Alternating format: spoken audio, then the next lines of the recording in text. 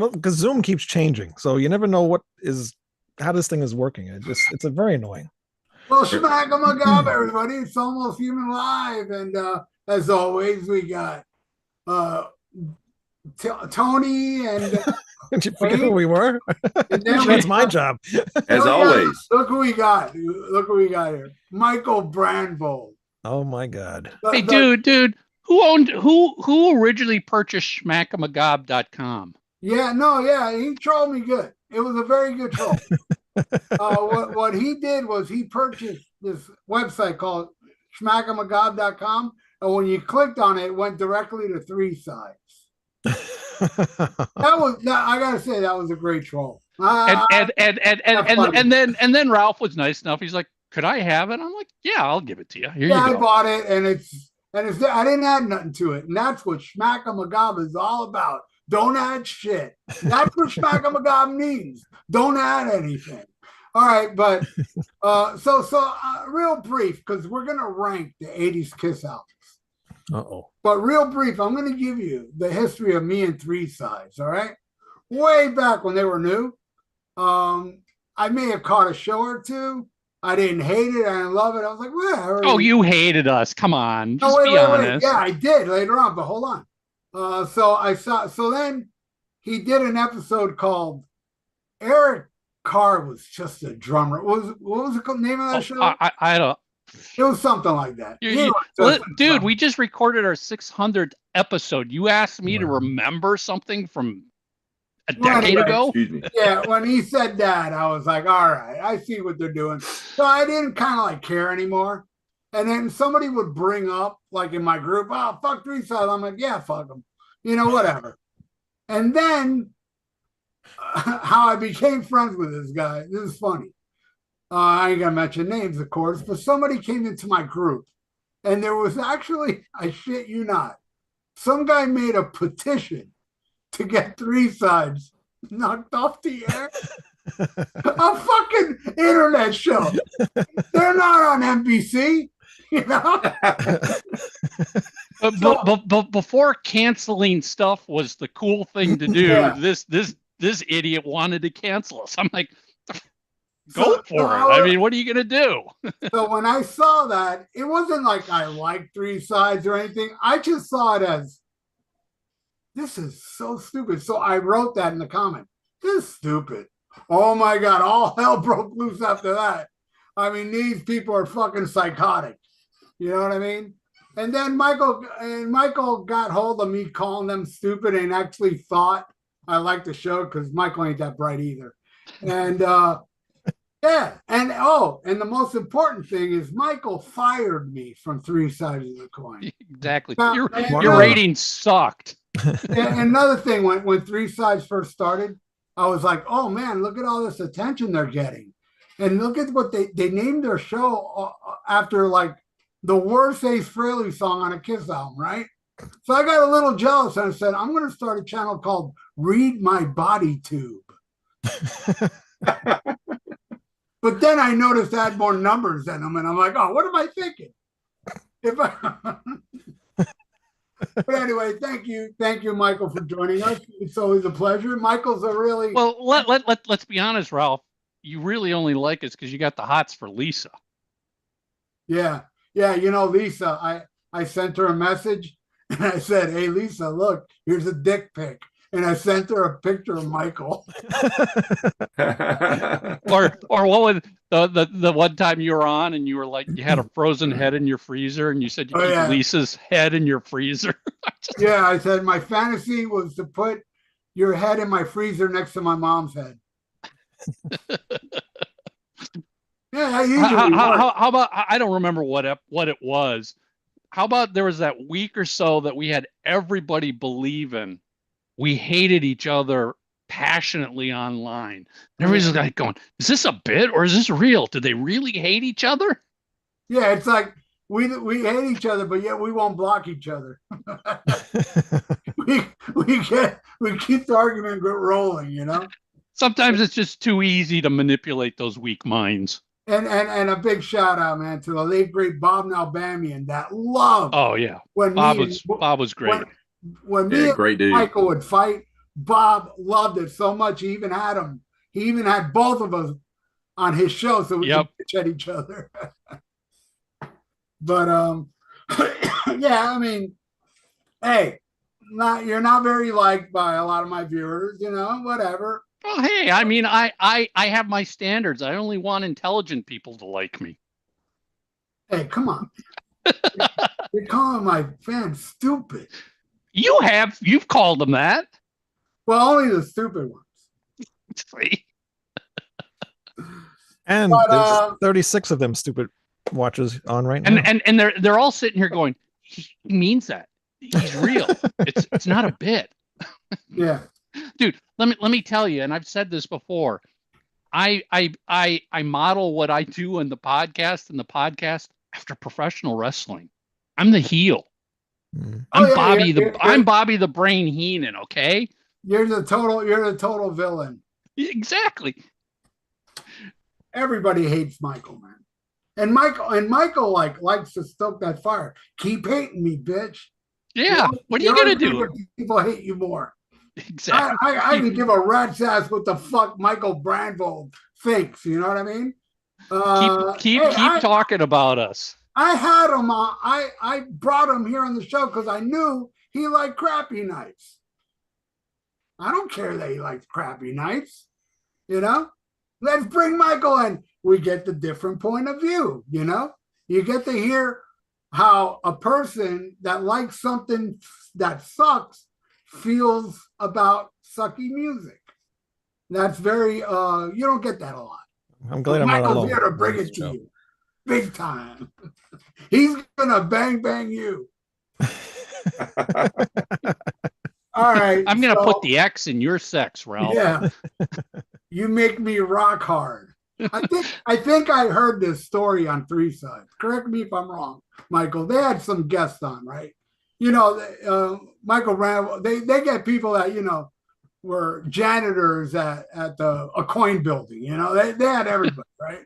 So they had this one guy, or it was a girl, one of the two. Tell me if this happened on your show, because I know I read this, that somebody went up to Paul Stanley. I think it was Desmond Child or the other songwriter in that song, and they brought up as a joke, "You make me rock hard," and Paul Stanley was like, "That's a great idea." And he wrote, that wasn't our show, but it definitely sounds like the way the song would have been written. Yeah, well, the two that came up with the title were joking around, and Paul took it serious. I thought that was on Three Sides, but either way, yeah. No matter how you write a song called "You Make Me Rock Hard," it's gonna come out like "You Make Me Rock Hard." Anyway, so what we're gonna do this week, by the way, say who's here in the chat? Say Jimbo's in the chat, Kevin Capel's in the chat, Logan Collins, Buzzing Fretz, and me. Right on. All right. And by the way, I didn't even we didn't discuss we were doing this show, and I ended up getting these albums in the mail a couple of days ago. Unmasked and Asylum. Ralph, I gotta say, I appreciate the fact that the way you are sitting on screen covers up Ace Frehley, so I don't have to look at him. Yeah, I'm sick of Ace myself. No, seriously, man. I have not missed Ace Frehley when he does the South Florida show since the Frehley's Comic Tour. Even when he came back with Kiss, of course, I was at those too. He's coming down in February. This is the first time on purpose I'm not going. I'm like, you know what? Enough. I can understand. He doesn't care. The band Ace Frehley walks off stage and goes sit down somewhere while the band plays Escape from the Island without Ace? For real? And then they play Speeding Back to My Baby and Ace doesn't sing it? For real? And then they play Detroit Rock City and Love Gun? I've seen them do that enough. I'm done. I'm done with Ace. I don't fault you one bit. And yeah. So come on, everybody, talk. I'm the only one yapping here. What's going on? Usually it's Tony taking over, but go ahead, Tony. I'm just listening to him rage on Ace Frehley, but I agree. I wouldn't waste money on it anymore. The last time I saw him, it was not good. And my girlfriend, it was her first time seeing him, and she just looked at me like halfway through the set and goes, "Is he drunk?" And I was like, he's always like this. Yes, he is. Yeah. I couldn't give a shit. You know, it's messed I would up. go. I would go for free if I had free tickets and it was like across the street or something, maybe. But that's it. Yeah. He's playing down here, and he's doing a lot of these casino shows. And if anybody knows Ace Frehley, because casinos don't care how many tickets you sell. That's and also Ace Frehley's got a bad gambling problem. Oh, he's always been. He's loved his gambling. And I might have brought this up on the show. Somebody I know online said he paid for one of those Ace Frehley meet and greets, and he was the very last person, right? When he finally met Ace, he didn't say Ace was a dick. Ace was nice and everything. Signed his shit, took a picture, and then while the guy got up, Ace goes, "Come on, man, you're getting into my gambling time." And he's scoring casinos. Logan Collins says, asked if we heard about Ace starting Rocket Ride again when they just got done playing it. See, maybe I will go see him. I would believe that happened. Yeah. Rocket Ride, the reprise. Yeah. Wow. Who knows, man? It's hey, crazy. maybe Tommy Thayer will join Ace Frehley on stage and be Ace Frehley. That'd be one of those funny parody stories like the Onion would do or whatever. That it would be like, you know, Tommy Thayer replaces Ace Frehley in Ace Frehley band. You know, awesome. if Ace wanted to get a bump in publicity for a week or two, he should do that just for the shits and giggles of it. Mm. Yeah. That would be cool. That'd be hilarious. Funny stuff. All right. Yes. So what's going on? I know your history, Michael. You got into Kiss around Destroy Rock and Roll Over, right? Around the time I did. Rock and Roll Over was my first Kiss record. Right. Same. Paul Lynde Halloween Special was my intro to Kiss. And then my mom let me get one album out of her RCA record club. And I had heard my friends talking about Kiss, and I didn't know what albums were good, bad, or otherwise. I was like, okay, I'll get Rock and Roll Over. And I got it. And thanks to my mom for getting me into this and starting out with the best Kiss album they ever released. Absolutely. That's my all-time favorite record, period. That's the whole reason I'm sitting here now. You mean out of every record made, that's your favorite record of all time? It is, because it's the first thing that I got that really got me into rock and roll. Very cool. You know, in a way, it did the same to me, because it was my friend that played me I Want You. Whoa. So I went to go buy it. I couldn't find Rock and Roll Over, but I found Double Platinum that had I Want You. So my first Kiss album was Double Platinum, you know, and it was because of I Want You. And I'm telling you, while I'm listening to Kiss in the beginning, you know, worshiping this band, all I can think about is I need to find more bands like this. So they put me on that road, you know. Then I discovered, you know, like Molly Hatchet and, you know, Judas Priest in '79. Nazareth was a big one for me as a kid. You know, it was pretty heavy for the time. Blue Cult, you know. But yeah, it was the song I Want You, not Rock and Roll Over, that got me, that opened the floodgates. Because before that, I was casual. I liked Kansas, ELO, you know, here and there, stuff here and there. But it was I Want You that made me a metalhead, really. Made me love I was all country music and Elvis until Kiss came along. And I was, you know, 6 years old. Right on. How about you, Wayne? Well, I had Animalize, but I really didn't like get too much into it. So when I heard the song Unholy, that's what really got me into Kiss, because like, holy shit, Kiss has actually, you know, can play heavy music. And then I got the album Revenge, and that kind of started my journey into listening to Kiss. So I didn't really get into it until like really later on. I think that is just so fascinating to, you know, because I mean, Kiss has been around for 50 years, and a lot of us, quote, old timers, assume everybody's an old time Kiss fan. And to hear from fans who absolutely love the band but discovered them in 92, it's just like, I think that's just fucking amazing. That's a testament to something they've done Yeah. that, and it's, I wouldn't know what that's like. You would know better than me, but it's like you discover a band in 92 and you've got this incredible history. You can go back, Mm-hmm. like when I discovered Rock and Roll Over, there wasn't a lot that I could go back and discover. No. I mean, I went from Rock and Roll Over to Alive 2, and then I went and found Destroyer, and I probably Love Gun, and then I went back to the earlier stuff. But geez, to find a band like Kiss in 92, fall in love with them and go, wow, look at all this other music they have available that I can Yeah. just start discovering. That's got to be so cool. Yeah. Yeah, No, Michael, I gotta admit, this is a flaw of mine that I'm not proud of.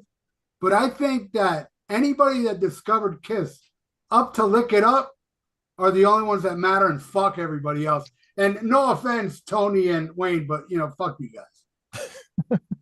It's funny. It's funny, Ralph. I mean, obviously on three sides, we'll hear from people who live and breathe by what you just said. And I'm just like, but is it their fault they weren't even alive to listen to it back then? I mean, I think it's their fault because their mothers are whores.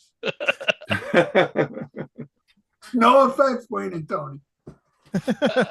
Well, I got it. I'm not a late bloomer. I got into them when there was a kid, so. yeah, I always heard stuff on the radio, you but know, it I just, was- I always loved rock and roll all night, but it just never got me like I gotta have a Kiss. Yeah, album. like I was saying Why? before, when my friend played me "I Want You," I must have heard rock and roll all night. I must have heard Beth. I Yeah. must have. Mhm. But it's so Just don't long remember ago. I don't remember. I think what happened was when I bought Double Platinum, I was like, oh, this is a band that does Beth and rock and roll all night. Maybe. I don't know. All I know is when I heard "I Want You," it sounded like a band I never heard before. It's like, what the hell is this? I need this, That special effect they do in that with the drums. Damn, that's like musical candy, It's fucking delicious. Well, for me, like I said, I was a little kid and I was into the country. My dad was into country, and we had country records playing Merle Haggard and just stuff like that. Waylon Jennings and so forth, Johnny Cash. And the first Kiss song I ever heard was "Hard Luck Woman," and it was on like I think my friend had a 45. Either he had a 45 of it, or it was on a compilation record or something. And I was like, he said, "This is Kiss," and I was like, I'd seen pictures at school of some people with some Kiss shirts on, and I was like, that's that band that looks like superheroes or something. So, of course, when my dad let me go pick out my first record of my choice, I saw the cover of Rock and Roll Over. And I told a guy at the store, and it was a head shop. It was a freaking head shop. It was called Tape City. And they'd sell 8-track tapes in the front and bongs in the back. And I told a guy I wanted the record with the tape with Hard Luck Woman. And he pulls out the tape. When I saw that album cover, I was like, that's the coolest thing I've ever seen. I want that, And it, like I said, it just started from there. And I'm kind of like you, Michael. I didn't have a lot to go back to. I mean, I kind of was just all into that tape for the longest time. And my friend had Love Gun. I'd hear it over there. And I think the second thing I ever got was Alive 2 was my second purchase. On 8-track, on two 8-tracks.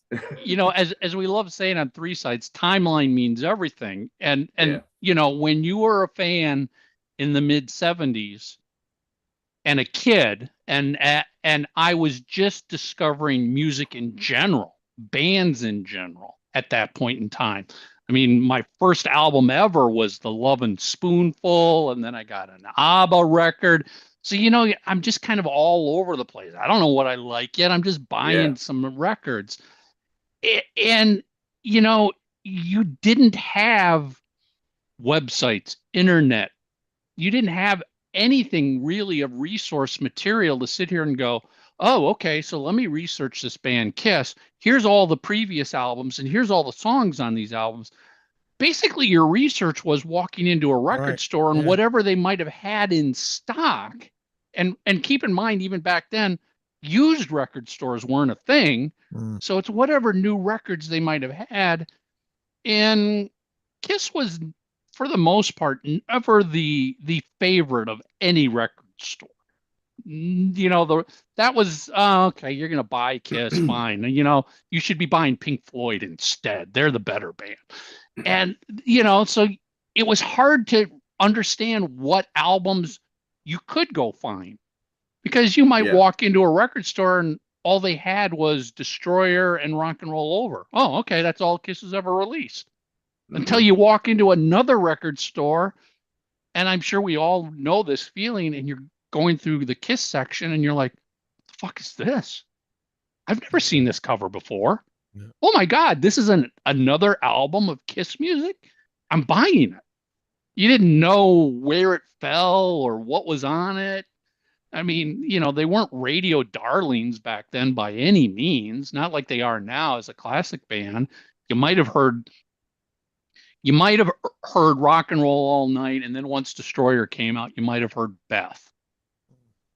But they were not they weren't getting the attention like they would get now. They Yeah, were and this they were the that's joke. They were the joke band. what you said, man. Just find it, going and finding stuff. I mean, that was the good thing about growing up like that. We didn't have internet and stuff like now. Kids nowadays can find a band's whole catalog at the snap of a finger. We discovered it all along as we went along, and that's why Yeah. we remember. A lot of times we remember when you can say, "Oh, this album by Judas Priest." I remember when I bought this album. What store I bought it at and everything, because we were just discovering it and picking it up. And another cool thing was going into the record stores and just discovering bands you never heard of, especially like you go to the cutout bin or discount bin, you might pay $1 or $2 for something, and it turns out be one of your favorite records because it's Yeah, just something you never a heard of. lot of times you were just looking at the cover going, Exactly. this looks like it could be kind of a Kiss type band. They're wearing leather. They've got some sort of makeup on. I'm buying it. Yeah, I mean that again, you didn't have any way to preview stuff really. I mean, I have such a great memory of walking into a record store when I thought Killers was coming out. I had a pen pal over in Europe who was sending me articles and ads for this new Kiss album called Killers. So I'm like, oh, it's coming out. And I had no idea it was not being released in the US. Did you And know? Did you know it was a compilation? yes, I did. I did because the ads showed it was, kind of a greatest hits with 4 new songs. And I think it was listing the release date in Europe or something. And I'm assuming if it's coming out in Europe that day, I'm going to my record store that same day. And I walk in and I don't see Killers anywhere.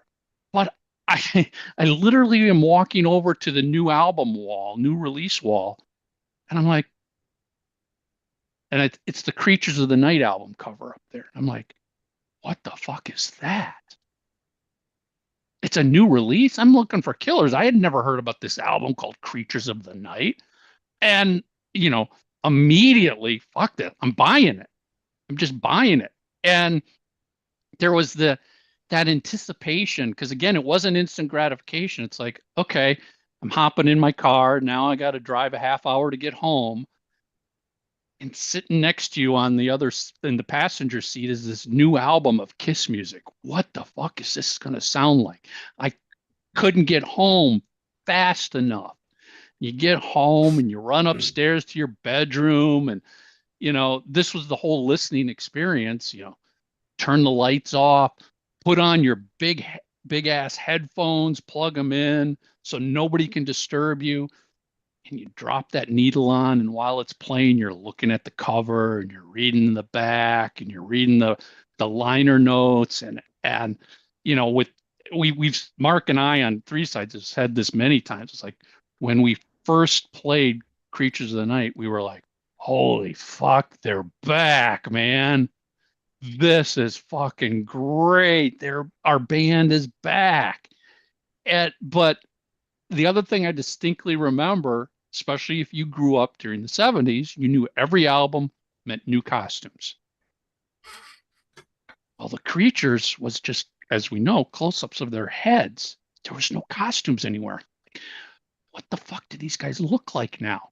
And I'm like, oh, you can see this choker on Paul. Oh, he didn't wear that choker before. What's that? Part of a costume. And, it wasn't until, and I've got the poster, the loudest band in the world poster. Well, before you continue, that poster you got there, in my opinion, should have been the album cover. It easily could have been, but it's the greatest poster Kiss has ever released, even though it was only a record company promo poster. That was, I can still look at that and just stare at that and go, wow, look at these fucking guys. Loudest band in the world, the blue tint. It was just like these guys. The two greatest pictures on Kiss, in my opinion, is that Creature of the Night picture that you got and the gatefold of Alive 2. Those are the two best Kiss pictures ever, in my opinion. I will tell you though, Ralph, the photo behind you from the Elder promo poster, I'd gotten that as well at a record store, the promo poster. I had that on my bedroom wall, and I would just stare at that so deeply for so long. It's the same picture? Yeah. Wow. Yeah, the promo poster is that picture. Oh, okay, I didn't know that. And I would stare at it because it was like, oh my God, they cut their hair and they're wearing normal shoes like I would wear. Like all of a sudden they were more real and relatable because they weren't wearing platforms.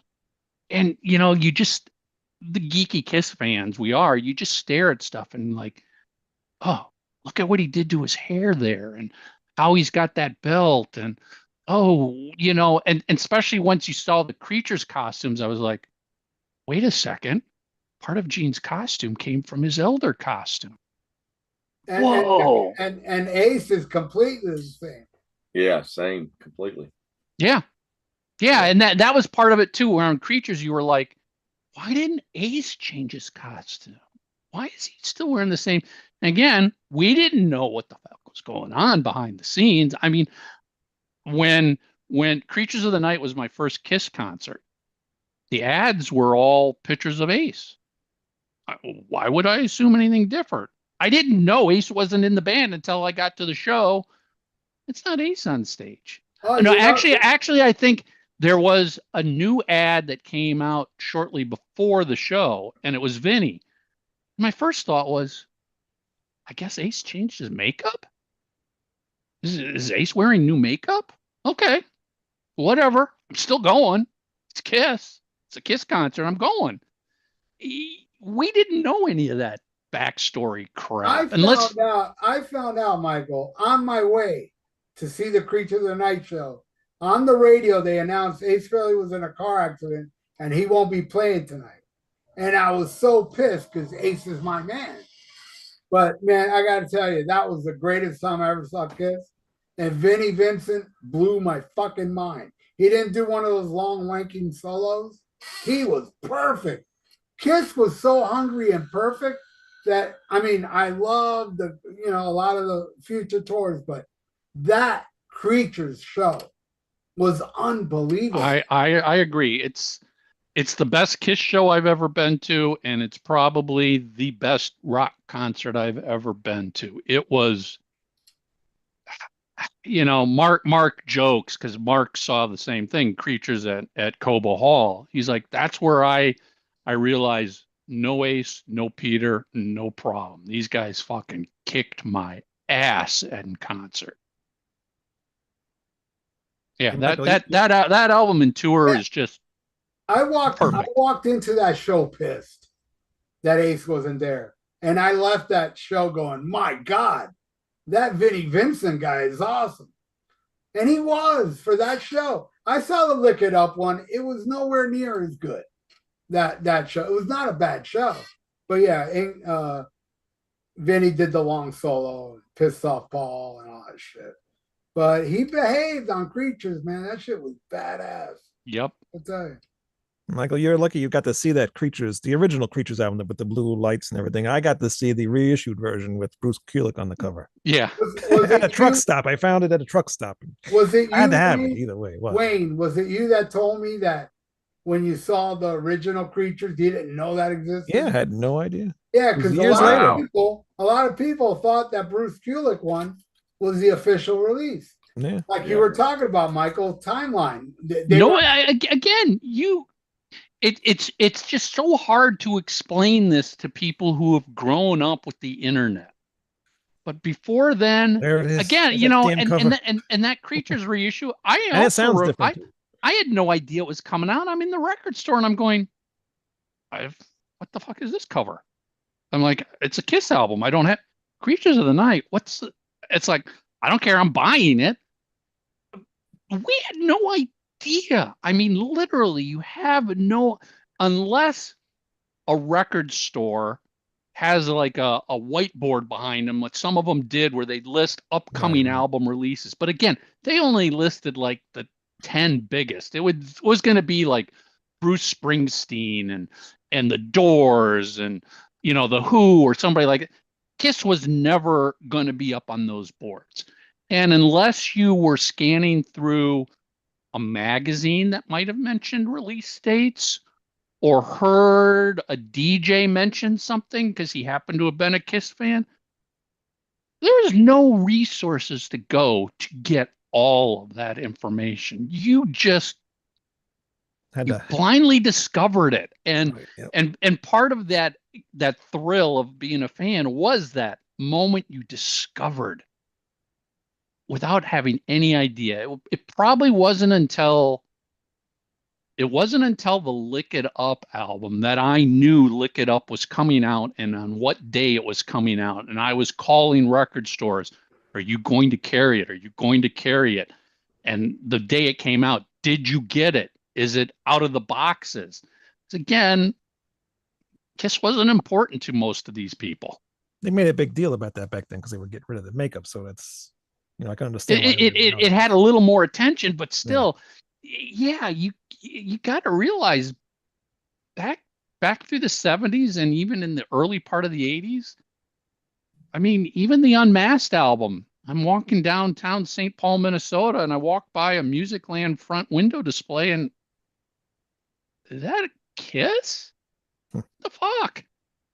Go in and buy it. I didn't know what was coming out. That's funny. You know what? That actually happened to me with the Carnival of Souls.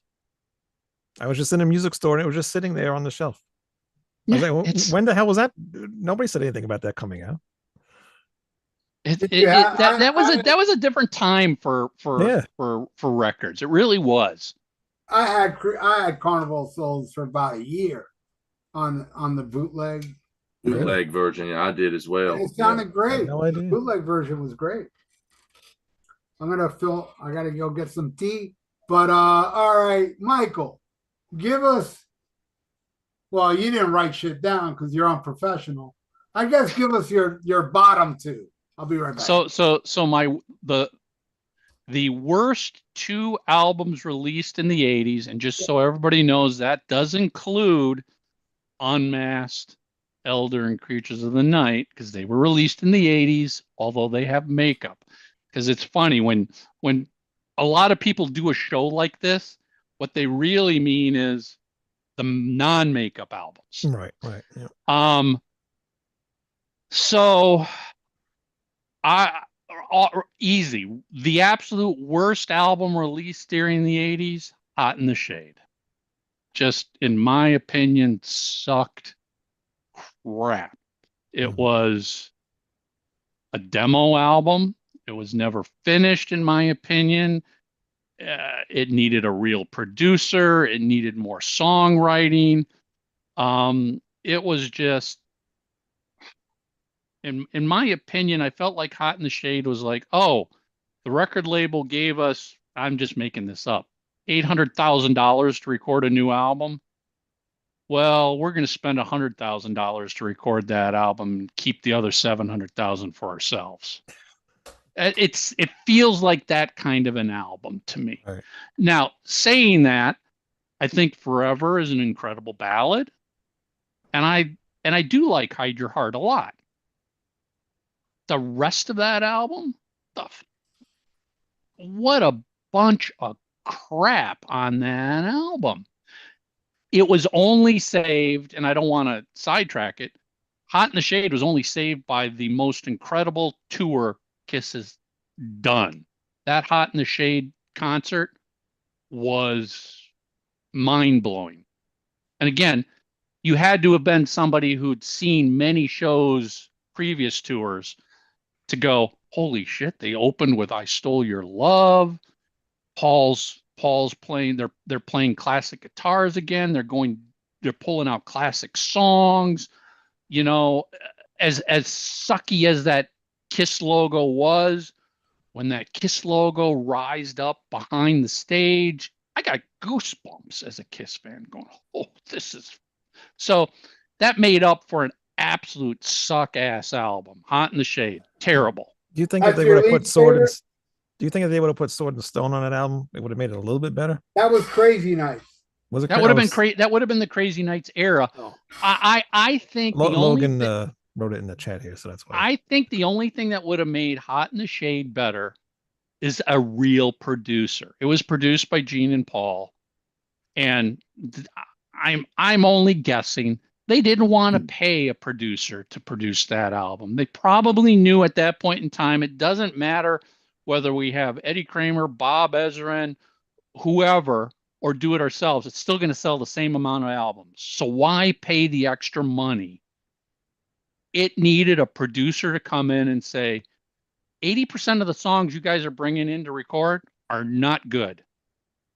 Either throw them out and bring me something better, or let's sit down and rewrite most of the songs on Hot in the Shade to make them worthwhile. I think that's what had to have happened to make that a better album. That album's also their longest album too, right? It's way too long. 15 songs. Yeah. I mean, keep in mind that was when CDs were exploding and record right. labels were like, oh, we can put 70 minutes of music on it. So let's just give me all the fucking music you got. Well, some of those songs are craps. They shouldn't have been on there. Did you know that Hot in the Shade is in the Guinness World Records? It's the longest album that sucks in that book. Seriously. I believe that.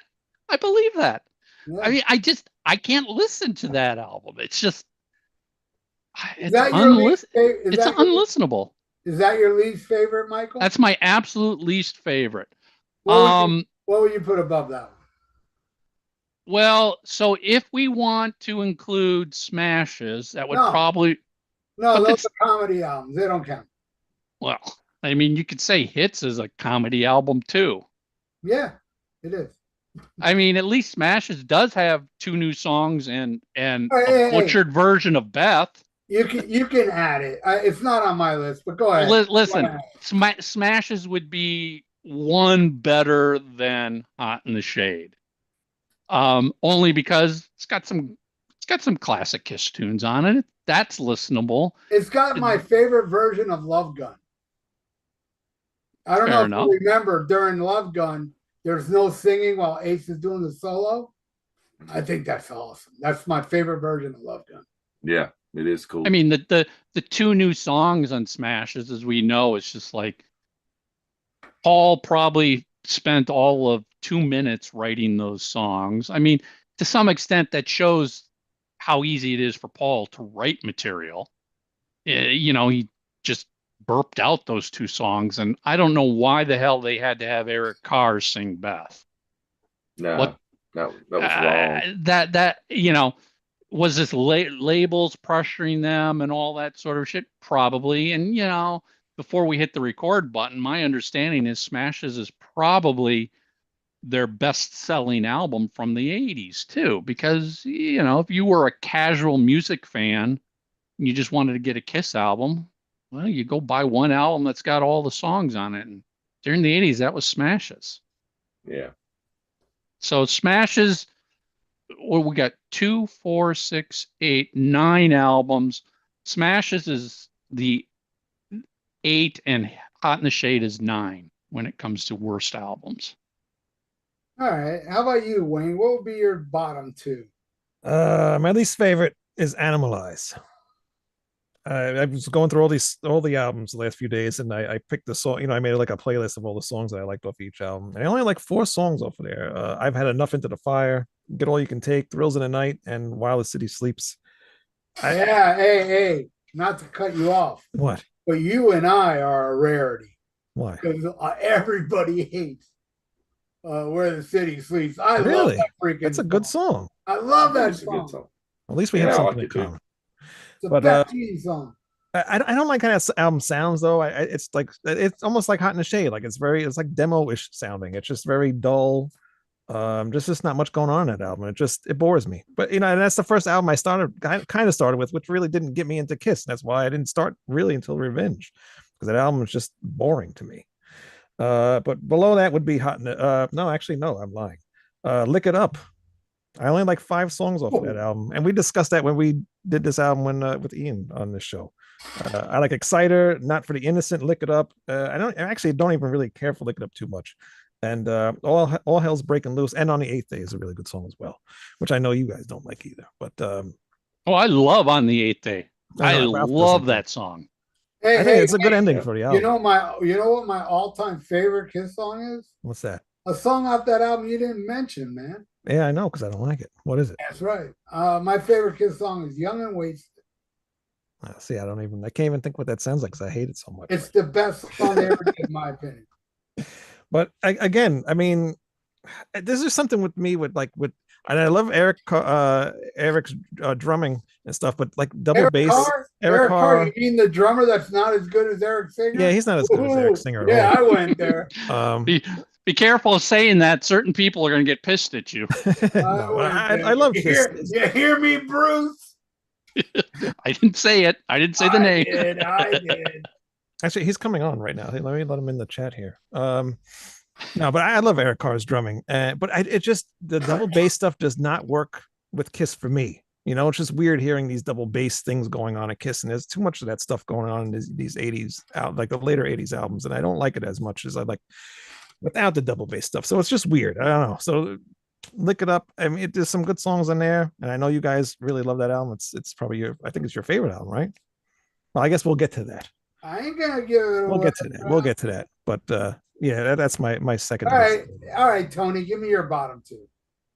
Well, I like all the Kiss records. I mean, there's not a Kiss record I don't like, but it's like we say, it's just some have more songs on that we like than others. And I do like the 80s era a lot. I do find myself revisiting that a lot, but Kiss became followers. I mean, they weren't like the innovators they used to be. They just kind of fell into the whole what's known as the hair metal or the glam metal. That's the other thing. Like I'm listening to this weekend too. I'm listening to these albums. I'm like, these guys, showed everybody how to do music. They showed them like all the makeup and just how to be theatrical and all stuff. And then now they're just following Bon Jovi and all these other shitty bands. But not to cut off anything, but to me, Kiss has followed since the first album. They were into Slade, stuff like that. Then Rod Stewart became popular. Then there's Hard Luck Woman. Yeah, but they made it their own though. But in the 80s, they just took what everybody else was doing and then just. But I'm just saying. And then with Love, I agree with you, Ralph. Kiss has always been following trends. Love. If you really listen to Love Gun, Christine 16. Mm-hmm. Happy Days was very popular. True. Total 50s. And Then She Kissed Me. It's got that Happy Days feel. Then disco.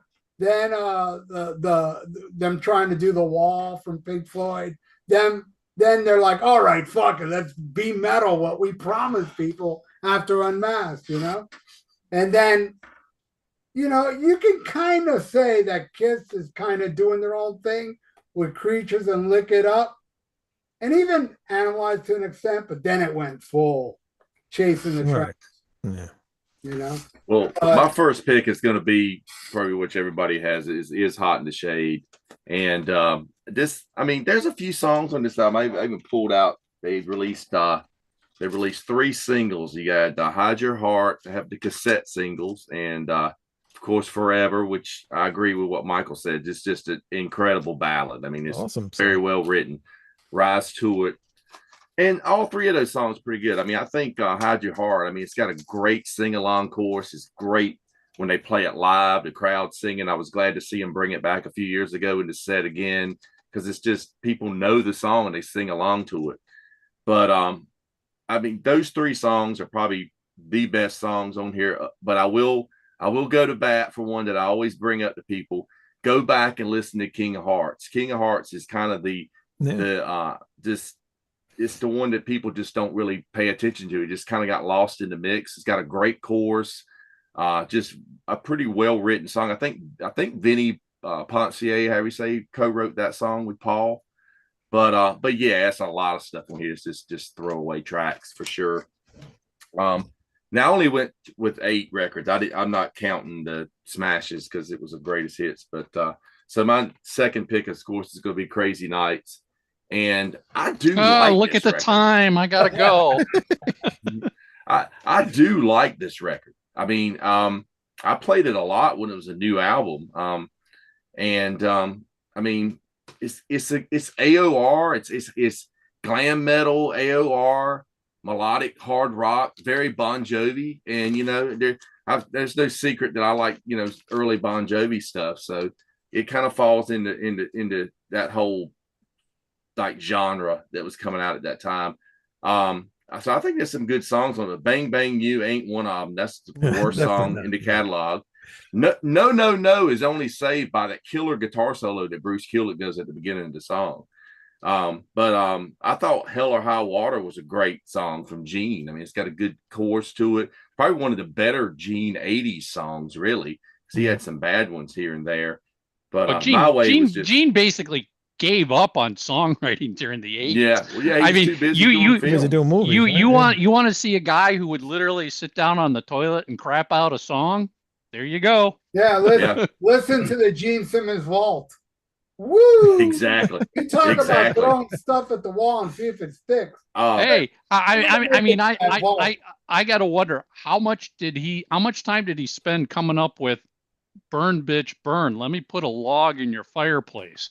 You broke some brain cells coming up with that line. Yeah, well, I think Gene would think of little scenarios. He would think of little clever lyrics here and there. Just driving around, he probably jotted them down. He probably go, "I want to put definitely. my log in your fireplace. I'll use that one day in a song." Yep. But back to this record. I mean, "Reason to Live" is another. I think it's a great power ballad, and I like "Turn On the Night." I thought it was cool, and "Thief in the Night." I like that. I mean, I had the Wendy O. Williams album before this, and I always liked that song.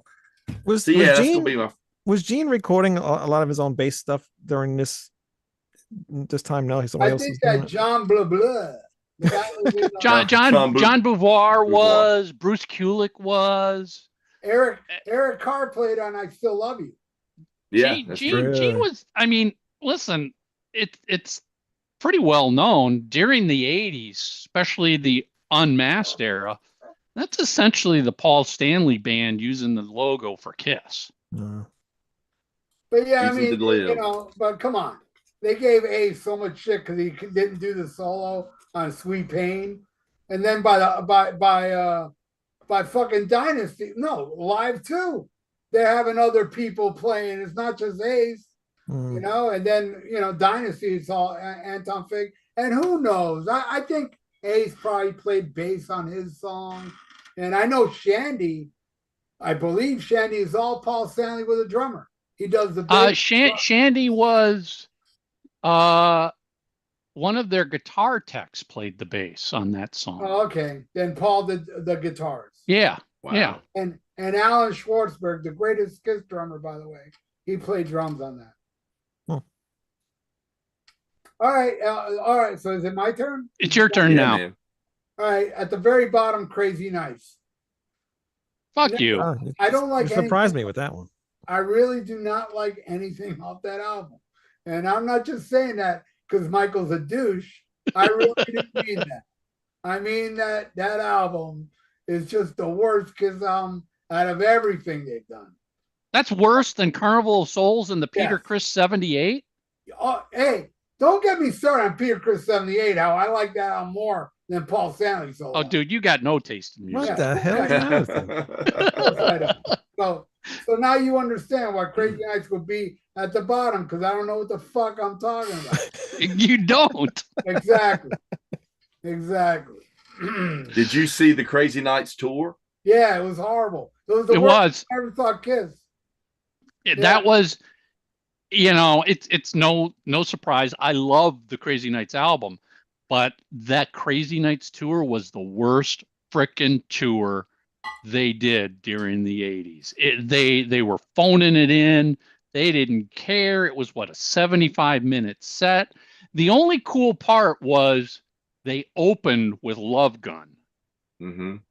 And that was such a strange, refreshing change of pace. But the stage was lame and boring. It was a short set.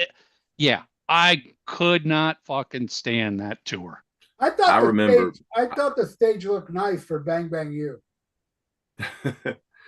I mean, I remember, it not being as. I mean, my first Kiss concert was Animalized, so I remember it just not being as cool as that. I mean, Ted Nugent opened; he did a great show.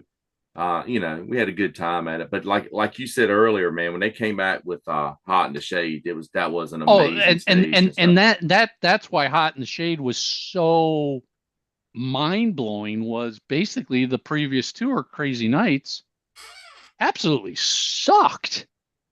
When I It saw just them, sucked. when I saw the Hot in the Shade tour, I saw it 2 days in a row in North Carolina, and the first night was in Greensboro, which is a full Coliseum, regular style Coliseum dome, and the next night was in a small, like a civic center type place in Fayetteville, North Carolina, and they couldn't fit the whole Leon in there, so Leon was cut off. The Sphinx was cut off like above his eyes. They didn't have the top of his head, and the Kiss logo couldn't come out of it. So they had the Kiss logo mounted at the front of the stage. And I remember Wow. during Slaughter set, we're standing there, like we're like on the side seats. Gene walks out in the audience and he's like looking, because I guess he wanted to see how things look. He probably just got there and he was like, I got to see what this looks like.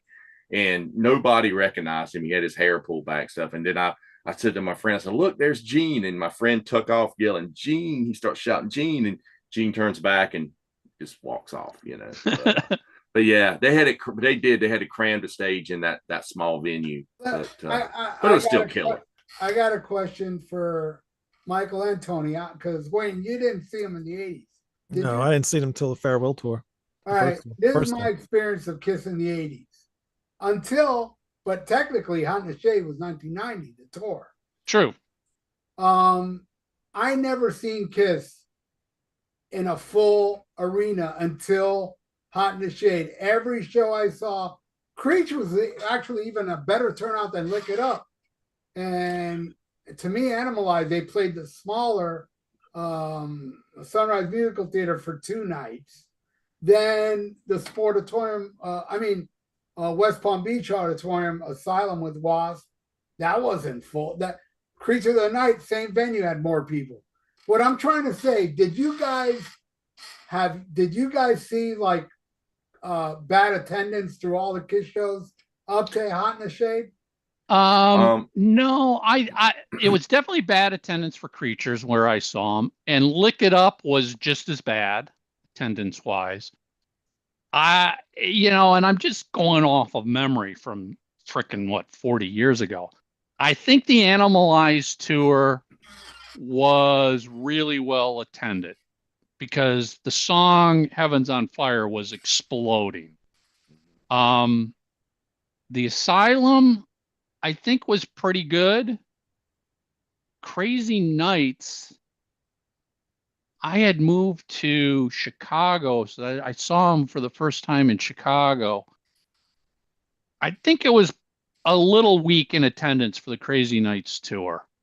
And then Hot in the Shade was just explosive. I mean, they were playing, I saw 3 shows on Hot in the Shade. I saw him play a shed.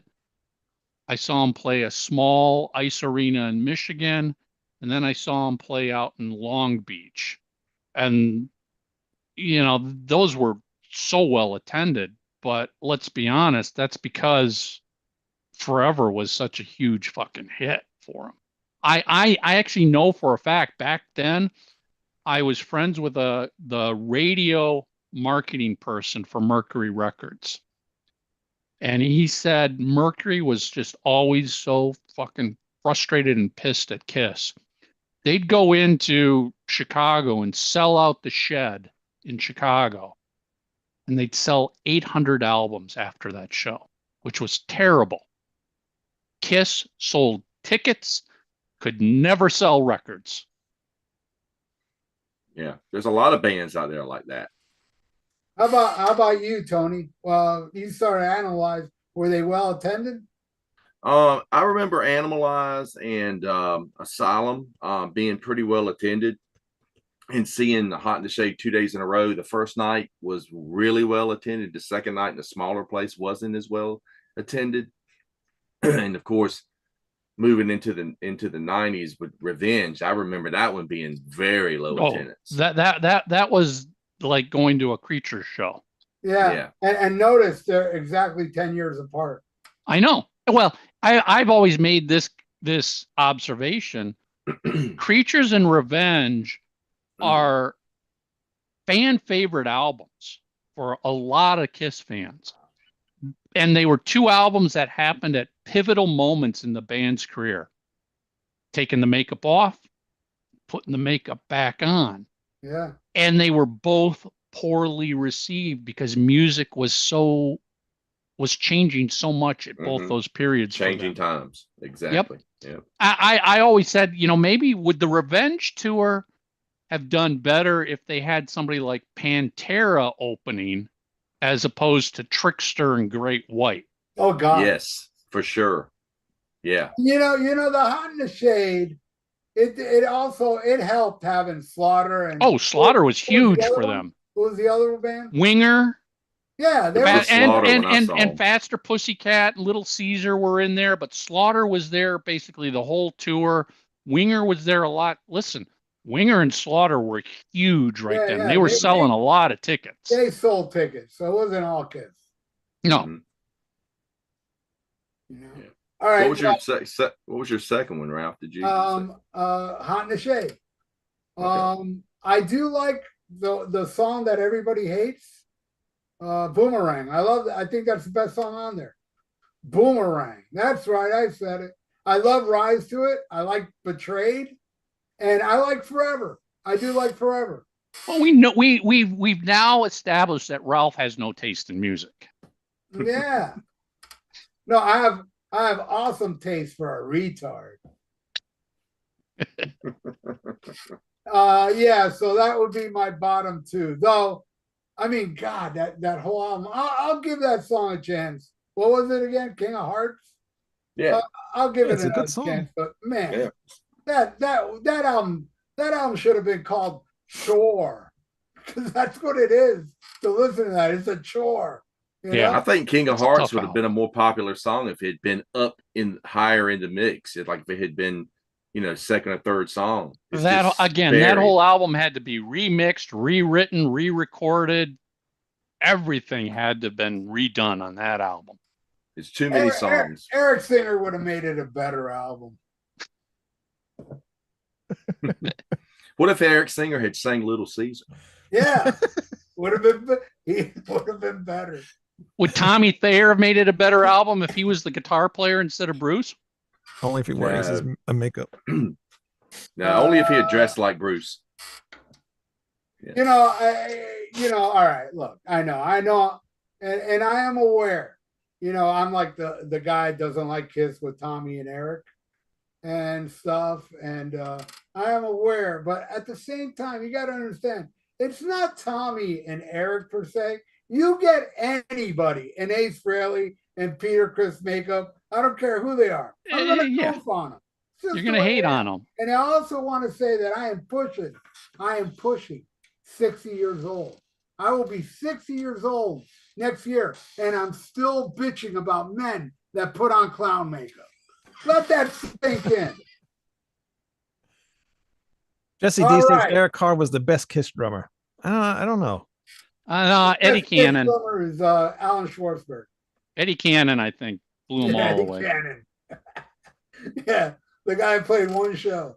One show. I mean, there's a guy who had no time to practice. It was just like you're putting some makeup and some leotards on and get out there and play for 15,000 people. Talk about Hey, working in under working in fire. working in the concert industry for years, I've seen techs. The techs sometimes are better musicians than the actual Yep. performers. Yep. Yeah. Yeah. All right. Well, Michael, now you're next to. Next to number 7 for me would be Unmasked. And I'm basing this back at the time they came out, just for background here. So Unmasked. When Unmasked came out, I was like, what the? This is sick. I didn't like anything about it. First of all, the cover. Wow, Who really? puts "They Suck" on the front of your own Yeah, right. album cover? Yeah. Dude, I'm hearing that from friends all the time that my favorite band sucks. I don't need the band themselves to put it on the goddamn album cover and Yeah, make you it even know, harder for me to defend them. I never thought of that, Michael. That is funny. That was just like, yeah, I They still think they I stink. still think they stink. Again, In big letters. timeline. Back in when that came out, 79, 80s, if I wore a Kiss t-shirt to high school, I was going to get shit on all day long. Kiss fucking sucks. They can't play. They're never going to be around. Led Zeppelin rules, Deep Purple rules, insert any other band, Kiss sucks. And here they release an album that says they stink on the cover. Dude, you're making my life so much harder. And then when I maybe it wouldn't have been so bad if the music was actually great. But back then when that was released, it was like, what the fuck is this? This is worse than Dynasty, which Dynasty was a tough one to swallow. Really? Oh, I love that. Why are you gonna hate my list? Unmasked was just like brutal. Now, I will say, all these years later, I can enjoy listening to Unmasked much more. Back then, it was one of those where I bought it because I was a Kiss fan. I listened to it once, and I never listened to it again. I was just, this is, little did I know what was coming down the road after that. But it was like, oh, you guys, this is not Kiss. This is fucking pop music. You're not a pop band. I don't know. So Unmasked was there. And then again, when it came out, The Elder. All right. I mean, I have more appreciation for The Elder, but Jesus, and we've said this so many times on Three Sides. If you were a Kiss fan when The Elder came out, it was brutally tough to be a fan. Nobody was giving them any attention, respect, and not that they necessarily deserved it for what they were doing, but it was brutal to be a Kiss fan when The Elder came out. I bought it. I remember pretty much bought it the week it came out and listened to it. And I'm like, okay, this is a little odd. There's no picture of the band anywhere on here. What the hell's going on with that? These songs are a little strange. A couple of them I was like, oh, these could be good. But for the most part, try playing The Elder when it came out for anybody who was a hard rock metal fan. You were fucking laughed away. It was that brutally tough. So I would put Elder during the bottom. I got no problem a couple times a year listening to it now. You know, I've got some appreciation for it. Back then, what the fuck were they thinking? I mean, and I'm sure the record label was saying that at the same time, going, what the fuck were these guys thinking? We're just shelving this. Bury this album, get rid of this band, we're done. It's amazing they did release it with putting the Oath as the first song. It's like, you think that's gonna help? You know? Nothing helped that. Nothing. We're gonna have Odyssey and you know. So there you go. Elder, Unmasked are my next two. All right. Wayne, come on. Give me your next two. Hot in the Shade. It's much higher on my list than it is with you guys.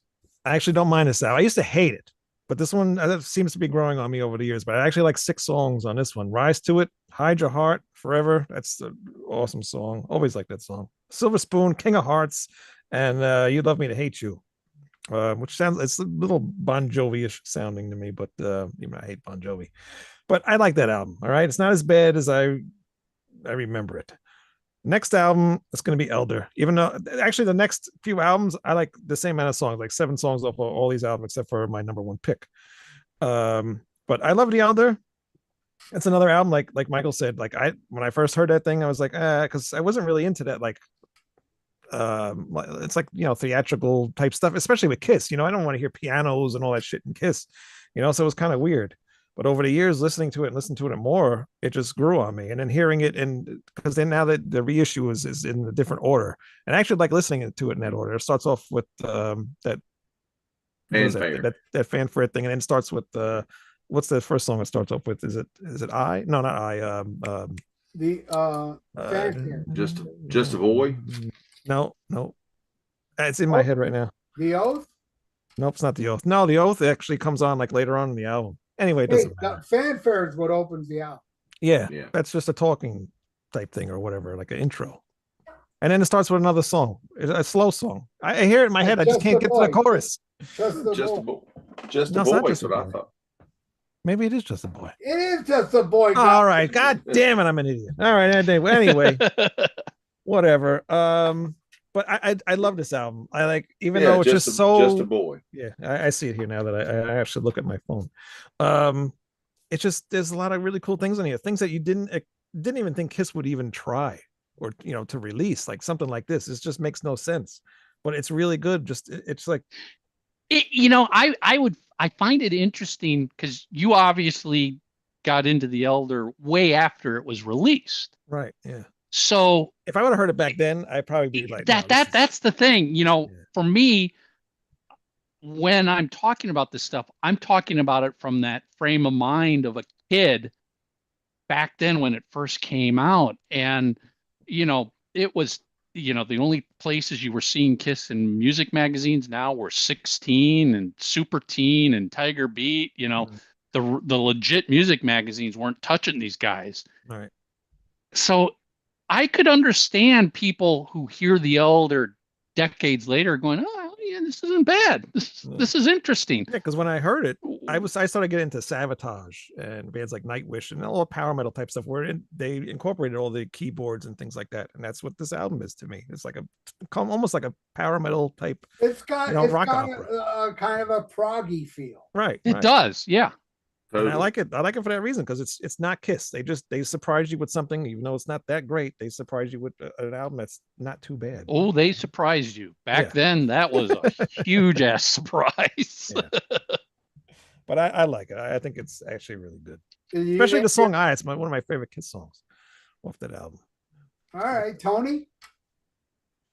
Okay, my next pick is going to be Unmasked. And I didn't even get this. Here's my 8-track of that. I didn't even get this when it originally came out. I had kind of gotten into I was still listening to music and different stuff. I was kind of getting into the new wave thing, I guess. I never even got Dynasty until some years later. I remember my friends had it and they would hear it. I think the last thing I bought was like double platinum and maybe I remember having Gene's solo record and Ace's solo record. But had gotten into like some new wave. So I was discovered like stuff like The Police and Devo and stuff like that. And I was kind of into that at the time. And so I remember hearing Unmasked. I remember a friend had it. And I remember Shandy, hearing Shandy and stuff like that. But I didn't actually pick this up until probably, I don't know, maybe 82, 83 or something like that. I started buying a lot of cassettes. And I remember, okay, I'm going to get all the Kiss stuff on cassettes. I ended up picking up Unmasked, and listening to it then, it just didn't do a whole lot for me, to be honest with you. And it's one of those ones that over the years, especially when Kiss did the reissues, the CDs that were reissued back in the 90s, where they did the original packaging and stuff. When I really got into it, I started listening to it and I really got into it. Then I was like, this isn't my favorite Kiss record by any means, but it's a good poppy melodic record. It's and bring up that AOR term again. It's kind of Kiss goes AOR. It's got some cool stuff on it, man. And some of my favorite songs are here, the ones that Gene did. She's So European, and I think Naked City might even be the best song on the album. It's a really good one, and I like the Aces Talk to Me and Two Sides of the Coin. I never cared much for Torpedo Girl. I thought Is That You? I don't like that as an opener track. I never big into that one at all. But yeah, it's a few good songs on it.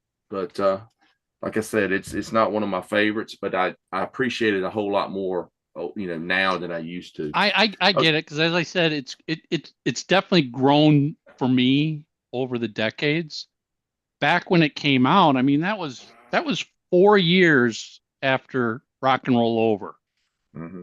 I mean, think about that.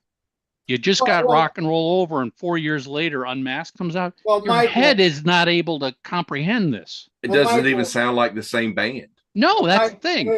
Hey, Michael, remember, back when Rock and Roll Over was new, a year was like 10 years. You know, years fly by for us now. But 4 years ago, back then, was an eternity. I'll give you an example. Hysteria and Pyromania. That was a running joke. Like another example. Boston's first album. Yep. Their next album came out 2 years later, and people were that was a long time. What the fuck is taking? And really, 2 years felt like. Well, but from Rock and Roll Over to Unmasked, 4 year period. Think about how many all of the crazy changes Kiss had in those 4 years. How many Rock and Roll Over, Love Again, Alive 2, that all works. But then all of a sudden, you got, what the fuck is this Peter Criss album? What the fuck is this Gene Simmons album? Dynasty? This is a little, we're pushing it here. Unmasked? Now we've gone over the cliff. I mean, it wasn't like you just went from one album to the other. There was a lot of head-scratching moments for fans in that 4 year period. That was the 4 years I fell in love with that fucking band.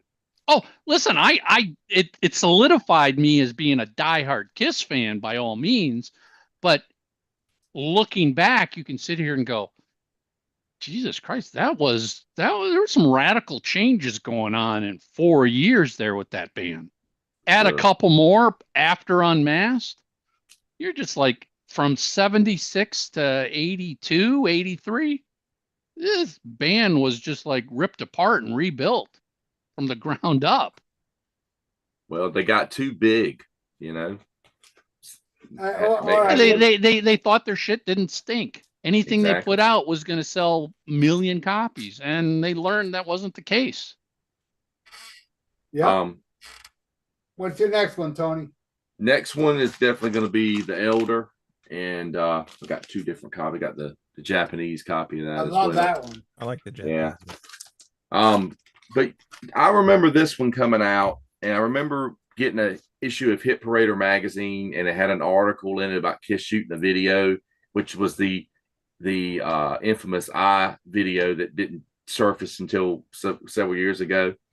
And they had the pictures of them, and I'm like, wow, they cut their hair and they got new costumes. And like I said, I had gotten into a lot of like new wave stuff, so I thought they looked cool because it's kind of like Kiss had these kind of like, and I was big into Star Wars and stuff, and I was like, man, they look like space costumes or new wavy looking, the look. I ain't digging that hairband though. That's I don't know. Looks like he's got like a mushroom on top. Yeah, but he makes up with it with the anal beads around his neck. That is true. Yeah, that does set the whole outfit off. You're right. So then I remember seeing the like a Casey Kasem TV show interview with them, and then they played on Solid Gold, and because I didn't see that episode of Fridays because I don't know why I ended up missing that. But I mean, if you miss something, I remember some kids at school talking about, man, Kiss was on Fridays, and I was like, wow, I missed it. I didn't see it until I got it on a bootleg video years later. But I didn't see that when they were on Solid Gold, and of course they were lip syncing on there. But yeah, I actually went out and got this. I went out and bought the tape of this, and I thought it was weird. I love the Oath. I thought the Oath is just so cool, so heavy. And then the rest of it, I was kind of like, what's going on here? But Yeah. it's another one. It's another one like Unmasked that has grown on me over the years. And I'll listen to it, and enjoy it. And when I listen to it, I got to listen to it as a whole. I just can't just pick certain songs to play. I got to put it on and let it just play. So Now, yeah, do you like the song order that way or the other way, or the reissued way? you know, I got so used to the original order with starting with the Oath and stuff. I just kind of the way I like hearing it now. Yeah, yeah, Yeah. that's how I All heard right. it too. My turn, right? Yep. You're No, next show's too. over. Okay. Next one for me is Unmasked. I think this is a terrible fucking album. And it hasn't grown on me. And if it ever does grow on me, I'm going to the hospital and have it removed. All right. Great line. I got to tell you, this is my history on Unmasked. I didn't hear Unmasked till 1983 because I saw Shandy on Midnight Special or something, and I was like, "What the hell is this garbage?" And I didn't even venture to buy Unmasked. But you know what I got somewhere? Remember when they used to have those little albums with gum? Chew-bops. Chew-bops. Yeah, man. Unmasked. I got that one. I got it Yeah. somewhere. They But made anyway, they made a oh that's why I was thinking the Elder. Yeah, I remember I actually had a unmasked Chew-bop as well. I remember that. Yeah. but I do love Naked City. I love Shandy now, which I hated when I was a little kid. And I love oh my god. Dun, dun, dun, dun, dun, dun, dun. Easy as it seems. I love those three songs. But there's The hope. rest is garbage, man. All right, next. Easy as it seems, it's kind of like their yacht rock song. Mm. Yeah. And That whole album is their yacht rock album. Yeah, I guess you could put that in there for sure. all right, then Animalize, which I think is such a downgrade from two incredible albums. It just went Into the Fire. That's a great song. I love Heaven's on Fire. And I love While the City Sleeps. Oh, Under the Gun's good too. All right, I like 4 songs off it. But Murder in High Heels, are you serious? And yes, put the log in your fireplace. Does anybody remember put your hand in my pocket and grab onto my rocket? I mean, Kiss has been writing stupid ass lyrics like that. Yeah, I know. Yep. They're not lyrical geniuses. No. Yeah, no. but I didn't quite understand that line when I was a 6-7-year-old. I thought Paul Stanley's got. But here's the thing. You're right. They weren't lyrical geniuses, but for the most part, I couldn't have written most of what they were doing. But when I heard "Let me put my log in your fireplace," I'm like, I could fucking write that piece of shit. Yeah. Come on. I swear he was driving down the road one day and that just hit him and he went, you know what? I got to write that down. You are probably 100% right. He's got, well, I mean, a lot of musicians have lyric books where they just jot down lines and titles and words and just sits there forever until a moment it's needed. I got to give a shout out to Mark Daly, who always has to tell me that he likes Burn, Bitch Burn, like if I gave a fuck. I'm surprised he's not on. He's always here. He's not here. All right, so Michael, okay, those are my. So my next two. By the way, before you go on, the next albums I mentioned, I like them all. All right, go. Okay. Animalize. At the time, I didn't have a huge problem with Animalize. Heaven's on Fire, I love that song. And it was blowing up everywhere. And part of me as a Kiss fan loved that album and era just because I could turn around and go F you to everybody who just a couple years ago was saying Kiss is dead. Kiss can't sell tickets. Nobody likes Kiss. And all of a sudden, here they are. They're freaking selling tickets to arenas. They're all over MTV. Rock radio is playing Heaven's on Fire. It was kind of like an FU moment for me as a Kiss fan. Yeah, my band survived. Where's your band? What's your band doing? Um, Looking back, there's not a lot of depth to Animalize. You know, could it have been a much better album if Michael James Jackson was able to stick around and produce it? I absolutely think so. But he couldn't. And you ended up with Gene and Paul producing it. And I think over the years, what have we learned?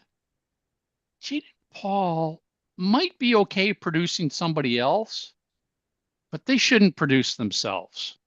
Yeah. And I've come to understand I don't think an artist should self-produce. You are too close to it. You're not going to be able to. You can't be Bob Ezrin who says that song fucking sucks. Get rid of it. You know, a producer's got to have the balls to be able to stand up and say that your work sucks. Yeah. Would Paul Stanley be able to write all of his songs, bring it in, and sit there and go, "No, Paul, this song sucks. Get rid of it." No, Paul's gonna be like, "It's a great song." So Animalize would be the next one for me. Then this might be a bit of a surprise because it's not really a bad album at all. Lick It Up. I think Creatures and Lick It Up are perfect, like albums back to back. They just complement each other so well. Creatures is a little heavier.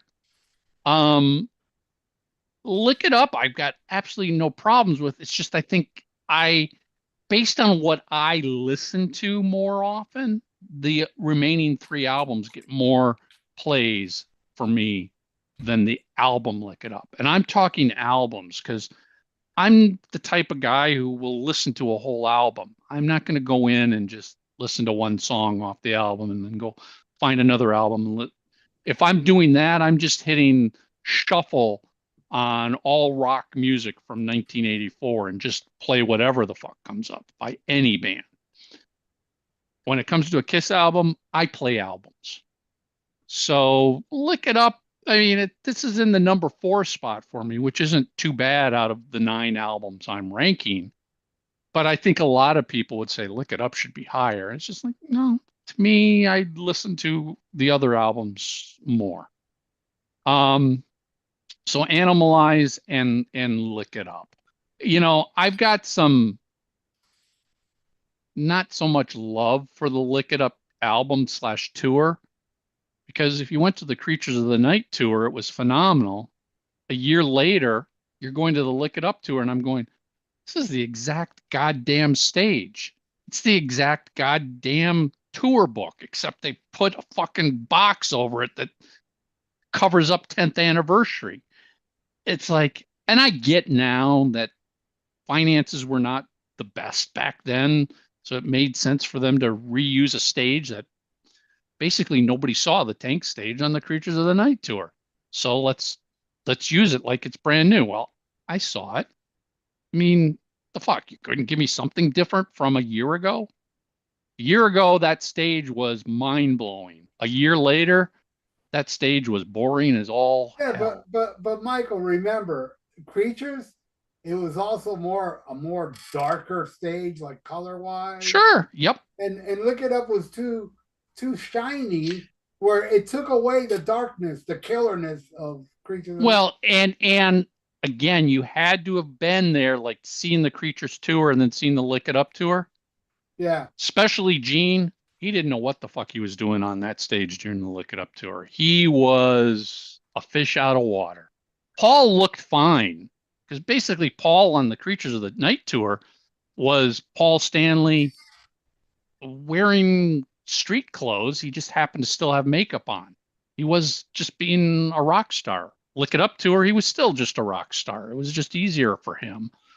You know, Eric's behind a drum kit. You don't really see him. Vinny, But Gene, that you could tell Gene on that Lick It Up tour, you know what the fuck he was doing on stage. Am I a demon? Am I a human? How do I act? It took him a few years to find his comfort again, being on stage, not wearing a costume and being a character. Yeah. Someone in the chat says, "Would Lick It Up have been received more favorable with makeup on the cover?" No. No, I think they had to drop the makeup. They had to. Yeah, we've talked about this on the podcast. If Lick It Up was released with makeup, it would have been the end of Kiss.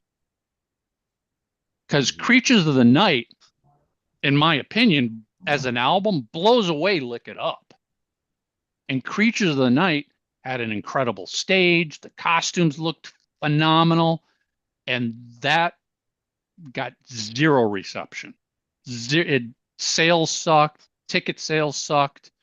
There was no radio airplay. Nobody gave Kiss the time of day because they were just a makeup band at this point in time. So the makeup had to come off. If they had wore it again on Lick It Up, and like Mark says, well, Lick It Up is such a great song. Doesn't fucking matter. Nobody was listening to the songs with makeup on at that point in time. The most brutal Kiss interview was when Gene and Paul went on that late night show, and that guy's like, "Don't you guys feel ridiculous looking like that?" You ever seen that interview? It was brutal, man. It was that like Night Flight. Their lowest, and they're hearing that shit. That couldn't have sit well with either of them, No, well, especially Paul, because as we know, Paul wanted to take the makeup off on Creatures.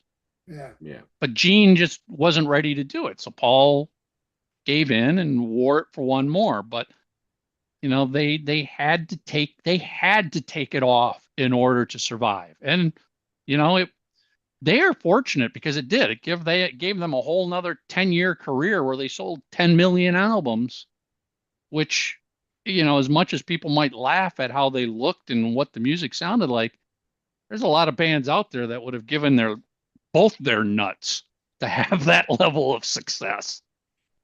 For sure. Someone mentioned actually, next, right? Yeah, I was going to say someone mentioned the guitar solo from Exciter was actually Siegel said was Rick Derringer. Yeah, I knew that. Yeah. Great song. Wayne, what's your next one? My next one is Asylum. And I don't know why, but over the last few weeks, I've listened to this album at least 4 times. And I've liked it more and more each time. When I first got this album, I did not like it at all. There was maybe 2 songs I liked. Now I like 7 songs. King of the Mountain I always liked from the beginning. That's an awesome opening to the album. Anyway, Slice It's been growing on me lately. Who Wants to Be Lonely? Trial by Fire. I'm Alive. Really like that song. Tears Are Falling. And the last song, All Night, even though it's pretty corny. I just think, I don't know why, but it's just growing on me more and more that I listen to that album. And the album that you will hate, Crazy Nights, is my number 3. I love that album. I even did a cover of Reason to Live with Lisa Mann. What was it, like 2 years ago? I love that song. Crazy Nights is awesome.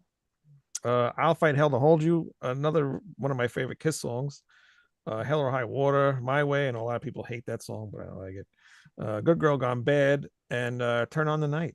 I mean, I love the way that album sounds. I mean, it's too thin sounding. I mean, it's got that every album, I think, around that period of time has that very thin sounding, I don't know what the hell it is. There's like no bass. Sounds like Bon Jovi production. Just, same producer. Bon Jovi, Heart, Ozzy at the time. Very flat. A lot of people don't know that when Kiss released a single for A Reason to Live, suicide shot up a lot. A lot of people killed themselves. I wish I was alive. Produced that. There was no Reason to Live. Who was it? Ron Nevison that did that one? Yeah, Ron Nevison produced it. Yeah, he did all the UFO albums. Yeah, that's a trip. Yeah. I mean, he worked with Led Zeppelin. I mean, Ron's got credibility, but at that point he did in time, the Heart records. Yeah, he made Heart. He rebuilt Heart's career. Absolutely. Yeah. And Gene and especially Paul was like, we want that. We need that. We'll wait. I think that was between Asylum and Crazy Nights was like a 2-year wait, which was odd for Kiss. It was basically every year. But Paul was willing to wait until Ron became available. Wasn't it every year on that same month? September. September. September is a big month for Kiss albums. Absolutely, yeah. Crazy. Wow. All right, that's. Did you say two, Wayne, or That's just my two. Those are Yep. my two. all right, Tony. Okay, so next I'm going to go with Animalize, and I like a lot of stuff on this record. I mean, I've had enough. Into the Fire's great. I mean, Heaven's on Fire. Of course, it's got the single here for that. Heaven's on Fire, great song. I can't say anything about Burn Bitch Burn, just not a good song. Get All You Can Take is okay. Not really crazy about Lonely as the Hunter.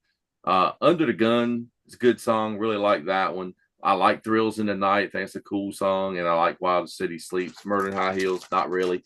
But this was the first time I got to see Kiss, was on this tour. And it was in January. It was like January 5th of 85. And so this concert hadn't come out yet. And I don't remember seeing anything in any magazines or anything at the time about Bruce Kulick coming in. But when we saw him, I wasn't sure if that was Mark St. John or Bruce Kulick. I thought it was Mark St. John, but then they introduced him as Bruce Kulick, and like, who, you know?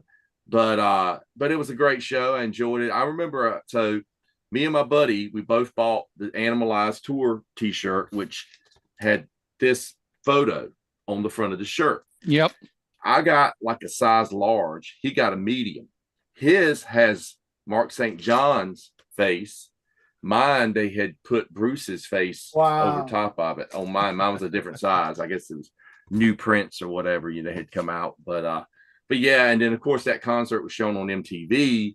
And I kind of had figured it out by then. And great show, great concert. Love this thing, man. I don't know even what happened to the old videotape I used to have of this, but it was so good that I had my stereo VCR hooked up to the cassette player, and I recorded the audio for it onto a Maxell, old school Maxell tape, and I handmade a cover for it by using an ad out of the Circus magazine advertising the VHS tape. And I would make copies of these. It fits perfect on a 90-minute tape. The 45-minute break happens right during the drum solo. So it was perfect to fit on a 90-minute tape. And I used to make copies of this and sell them at school. People were like, "Oh, you got that new that Kiss live album." And it is a good sounding live record for sure. And then from there, I'm going to go with Asylum. And I do really like this. Like Wayne's saying, man, so many good songs on here. King of the Mountains is great. I like Any Way You Slice It. Who Wants to Be Lonely is a great track. I like Trial by Fire. I'm Alive. He Loves a Deadly Weapon. Tears Are Falling. Tears of Falling. Secretly Cruel is good. Don't like Radar for Love. I think that goes right in there with Bang Bang You and whatever. It's just not a good song. And All Night is okay. It was a cool video. But yeah, I saw this tour as well so I saw Animalize in January. The Animalize concert was January of 85. And the December of 85, I saw him on this tour with Black and Blue in support with Tommy Thayer, of course. That's just amazing to think I saw Kiss twice in 1 year, and it was 2 different album cycles. That's just the way things went then. I mean, you toured, you did an album in most cases. And but yeah, I love this record. It's got so many good songs on it. Here's a single for Tears Are Falling that I've got as well. Yeah, so that's it for that one. All right, my number 4 is Asylum. I'm not a fan of this. I don't like, I'll tell you, there's songs I really don't like off that album. I don't like Who Wants to Be Lonely. I don't like Radar for Love. I don't like Tears Are Falling. But I love that dumbass All Night, man. That song is so stupid, it rules. It's like the Kiss meets the Phantom to a song. It's so stupid, but yet I love it. My favorite song off the album, Secretly Cruel. That song rules. I love King of the Mountain. I love Any Way You Slice It. I Love's a Deadly Weapon. I know a lot of people goof on that one. That's a great heavy track, man. Yeah. So yeah, I don't like the rest. All right, then The Elder, number 3. Now, The Elder, like Unmasked, I didn't hear till many years later. Well, no, not many years later, 1984. Because I used to go on a bus to go to this record store. That took about an hour and a half to get there. And across the street from the record store I used to go to, there was a kind of like a little mom and pop record store. And I went in there in 1984, and they had The Elder for $1. And I said, hey, I had a Walkman with me. I'll listen to it on my way home. I'm telling you, man, no lie. I got that album on the first listen. It was so weird. I was like, and I'm a big fan of the Alice Cooper Blackout period. And it's kind of like, sure, they didn't do drugs, but that was a blackout period. Yeah, I could see that. That's a good comparison. It's weird and it's strange. Like, the only problem I have with that album is Odyssey. I even like Just the Boy. Oh yeah, and Fanfare is completely stupid. But I love the rest, especially Under the Rose. My favorite song on there. Great song. And I love World Without Heroes. I love Mr. Blackwell. I love basically the whole album except for Odyssey. And by the way, Odyssey is a cover. And the guy that did Odyssey originally even made a video for it that you can see on YouTube. Henry Porter wants to know, Tony, if you still have any of those. I only got 2 left. Tapes. And Michael has 2 left. Anyway, I've got 3 left because I included smashes. Okay, all right. Before you say, Michael, anybody? Hold on. Henry Porter want to know, Tony, if you had any of those Animalized Alive tapes for sale. No, not anymore. I don't even have a cassette player to record a cassette too. So, unfortunately, not. By the way, also, what Tony was saying, he didn't know it wasn't Mark St. John. I knew it was Bruce Kulick because I remember vividly. Me and my friends were excited to see how good Bruce was when he did his guitar solo, and we were all disappointed when he didn't do a guitar solo. We were pissed. It's like, what the fuck, man? We wanted Bruce Kulick to show how good he was, because 80's to me is the height of the guitar god. Yeah, and Paul Stanley's brilliant solo. I forgot to bring that up. The brilliant guitar solo by Paul Stanley on the Animalized concert. It's better than Eruption, man. I mean, it's just incredible. I knew it was Bruce only because by that time I was getting Kerrang every issue that was coming out as it was imported into the US. So Kerrang had, for lack of a better term, Kerrang was the internet of rock and roll back then. Yeah. It was like, because they came out, was it weekly or bi-weekly? And they had a special, Mark St. John, not especially because the Animalized tour started in Europe. So, and Bruce was right there, first show of the Animalized tour, playing with them. So Kerrang was all over. Bruce Kulick's playing right now while Mark is healing up his hands. He's touring with them, but he isn't on stage. So I knew it was going to be Bruce. Honestly, I didn't care. Again, I was going to see Kiss. I wasn't going to see one of the guys on stage. I was going to see fucking Kiss. And a lot of people don't know that the guitar solo Paul Stanley did was a tribute to Mark St. John's inflated fingers. And another thing, in order to do a solo like that, before he would go out, he'd go backstage and have one of the road crew guys keep slamming the door on his fingers. Back then, when you went to concerts, you thought, oh, it's cool, guitar solo, bass solo, drum solo.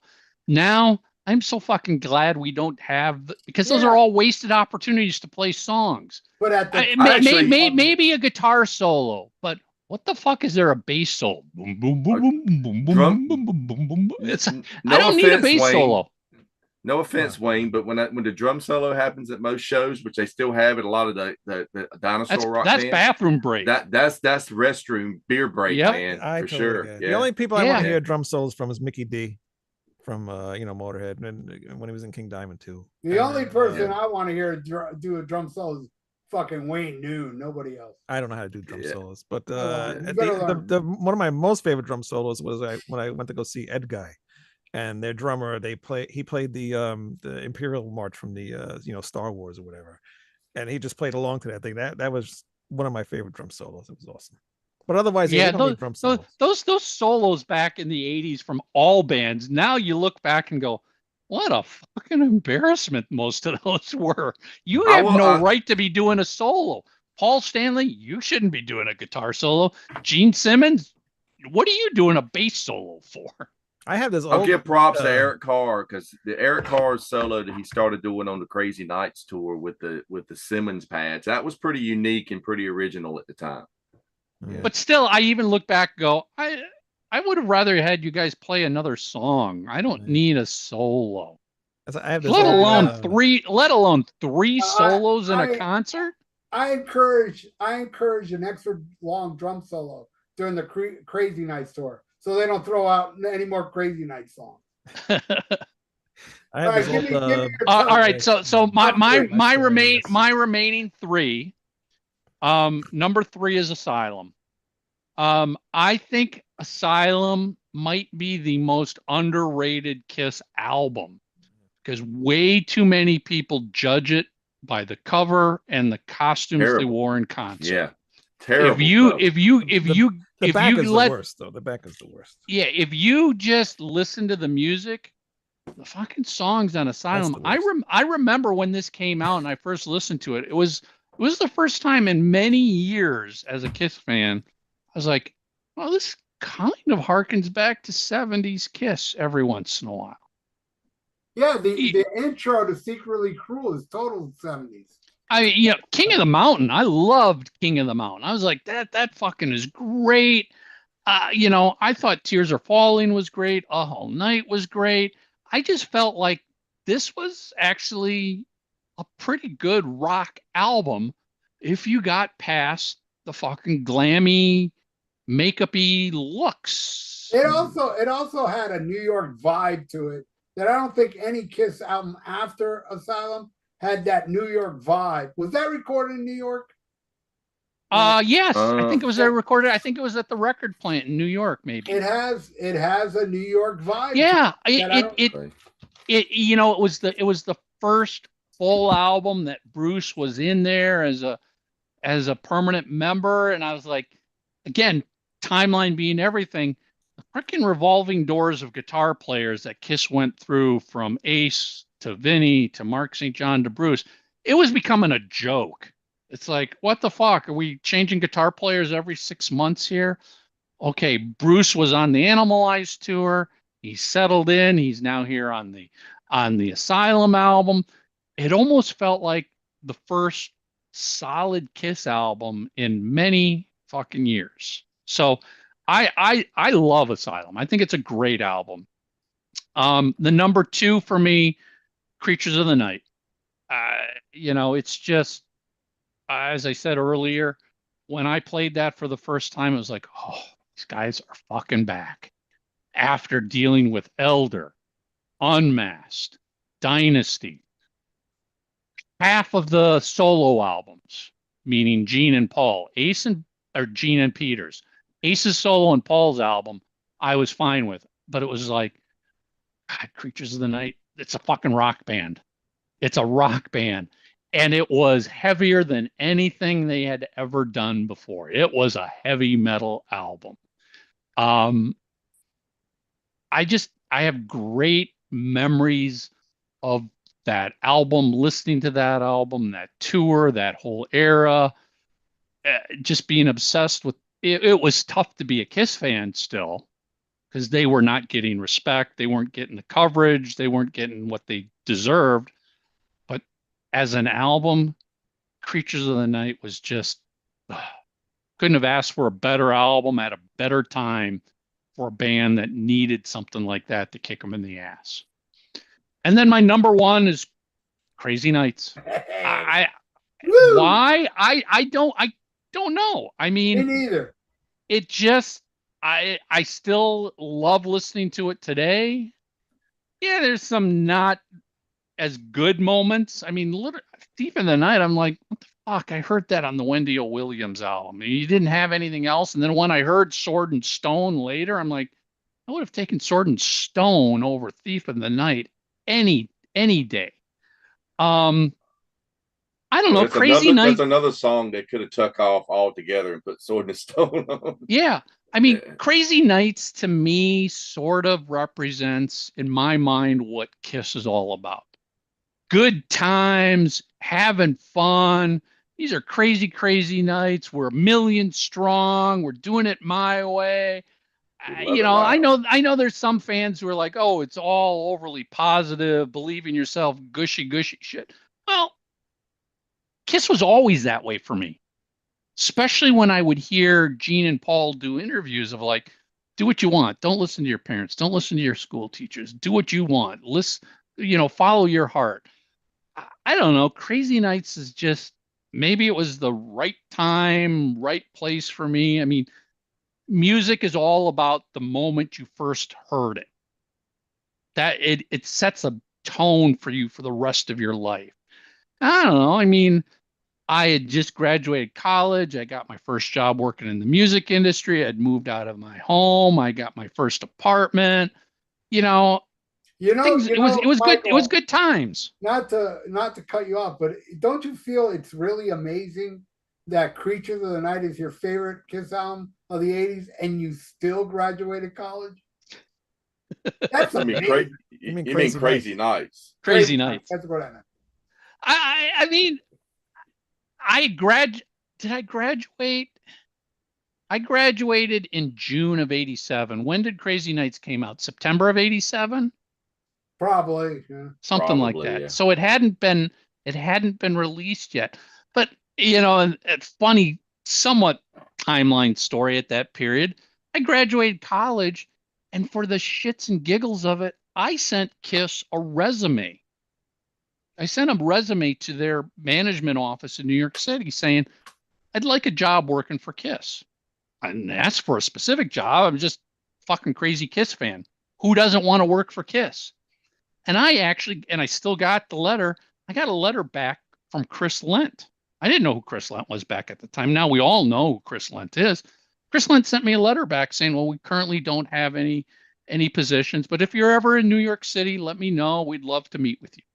And listen, I knew that was the polite brush off where we have no interest, but I saved it.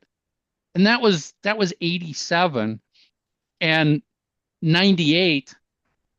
I'm working for Kiss. I mean, it's just, I don't know. Every album anybody ever listens to, the music takes you back to a moment in time when you first heard it, when you first saw it, when you first went to that tour or whatever. And it's either a good moment or a bad moment. If it's a good moment, it's going to live with you forever. You know, Creatures of the Night was my very first Kiss concert. It's also going to be my best Kiss concert. It's going to be my best rock concert ever. Is that somewhat jaded because it was my very first Kiss concert? Sure. There could be other people who are like, oh, I saw Kiss on the Destroyer tour, blew them away than what they did on Creatures. That's fine. Works. That was your moment. So there was just a special moment of Crazy Nights for me. Again, I can't explain it. Maybe it was the lyrics. It, I this is why I've always hated Carnival of Souls. I'm like, the fuck is Kiss doing Carnival of Souls? They're not a depressing or life sucks band. This is rock and roll all night, crazy, crazy nights. That's what these guys are about. Not, oh, woe is me. Especially when, a few years earlier, or yeah, when Gene, ever was it at the reunion press conference where Gene was basically like all these grunge people get up on stage and just sit there and strum their guitars. Send me your fucking money. Here's my PO box. Right? If you want to get rid of your money, send it to me. And I'm just like, okay, cool. And then Gene does a grunge album. It's like, what the fuck, man? That's about as honest as Kiss being a disco band. I mean, the grunge fans were gonna laugh Kiss hysterically for being grunge, and Kiss fans are gonna go, "That's not what you're fucking about." I love that. You're rock and roll all night and party every day band. Cold Gin, Black Diamond, Strutter. Not this childhood's end. I mean, okay, and I will say some of those are deep lyrics, but as you pointed out, Ralph, Kiss has never been a deep lyric band in my mind. It's an easy to digest. It's like, do you Kiss is like the McRib of sandwiches. It's like it's easy to digest. It tastes good. You have fun eating it. I'm not gonna go through all the ordeals to do my own ribs and smoke them and wait hours. It's just like, nah, Kiss is the fast food of rock and roll. It Yeah, was easy. you know what the acronym of KISS means? It means keep it simple, stupid. Yeah. Mm. I mean, it really is. It's not a band that you overthink what the fuck is going on with these guys. So Crazy Nights just represented that to me. And it's always still just a fun, easy listen album for me. Yeah, other than the tour, I loved it. I loved everything about that era, Crazy Nights era. Man, you suck. How about you, Wayne?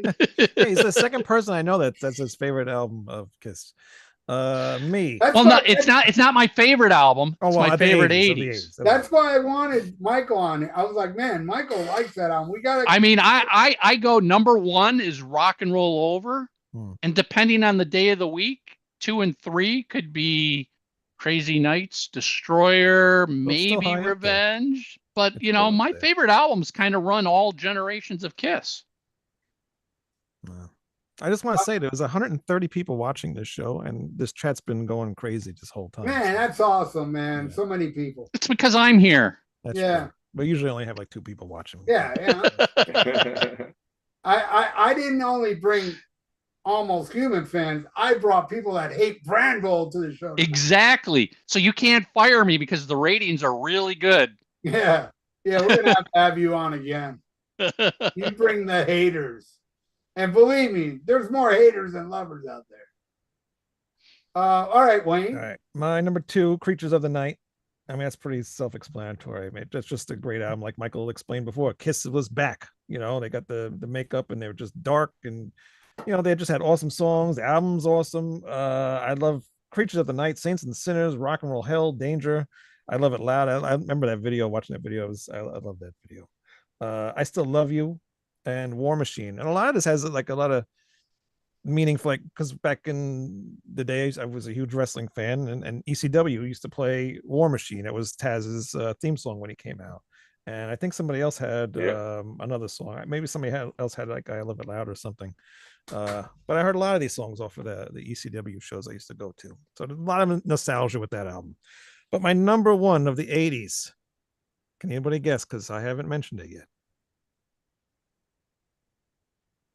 No, huh? I lost count. Unmasked. The album Unmasked is your my favorite of the 80s. Yes, and only because when I first heard this album years ago, I hated it. I when I used to make mixtapes and stuff like that, I could never find a song off that album. I had to just like randomly pick one just to put it on something.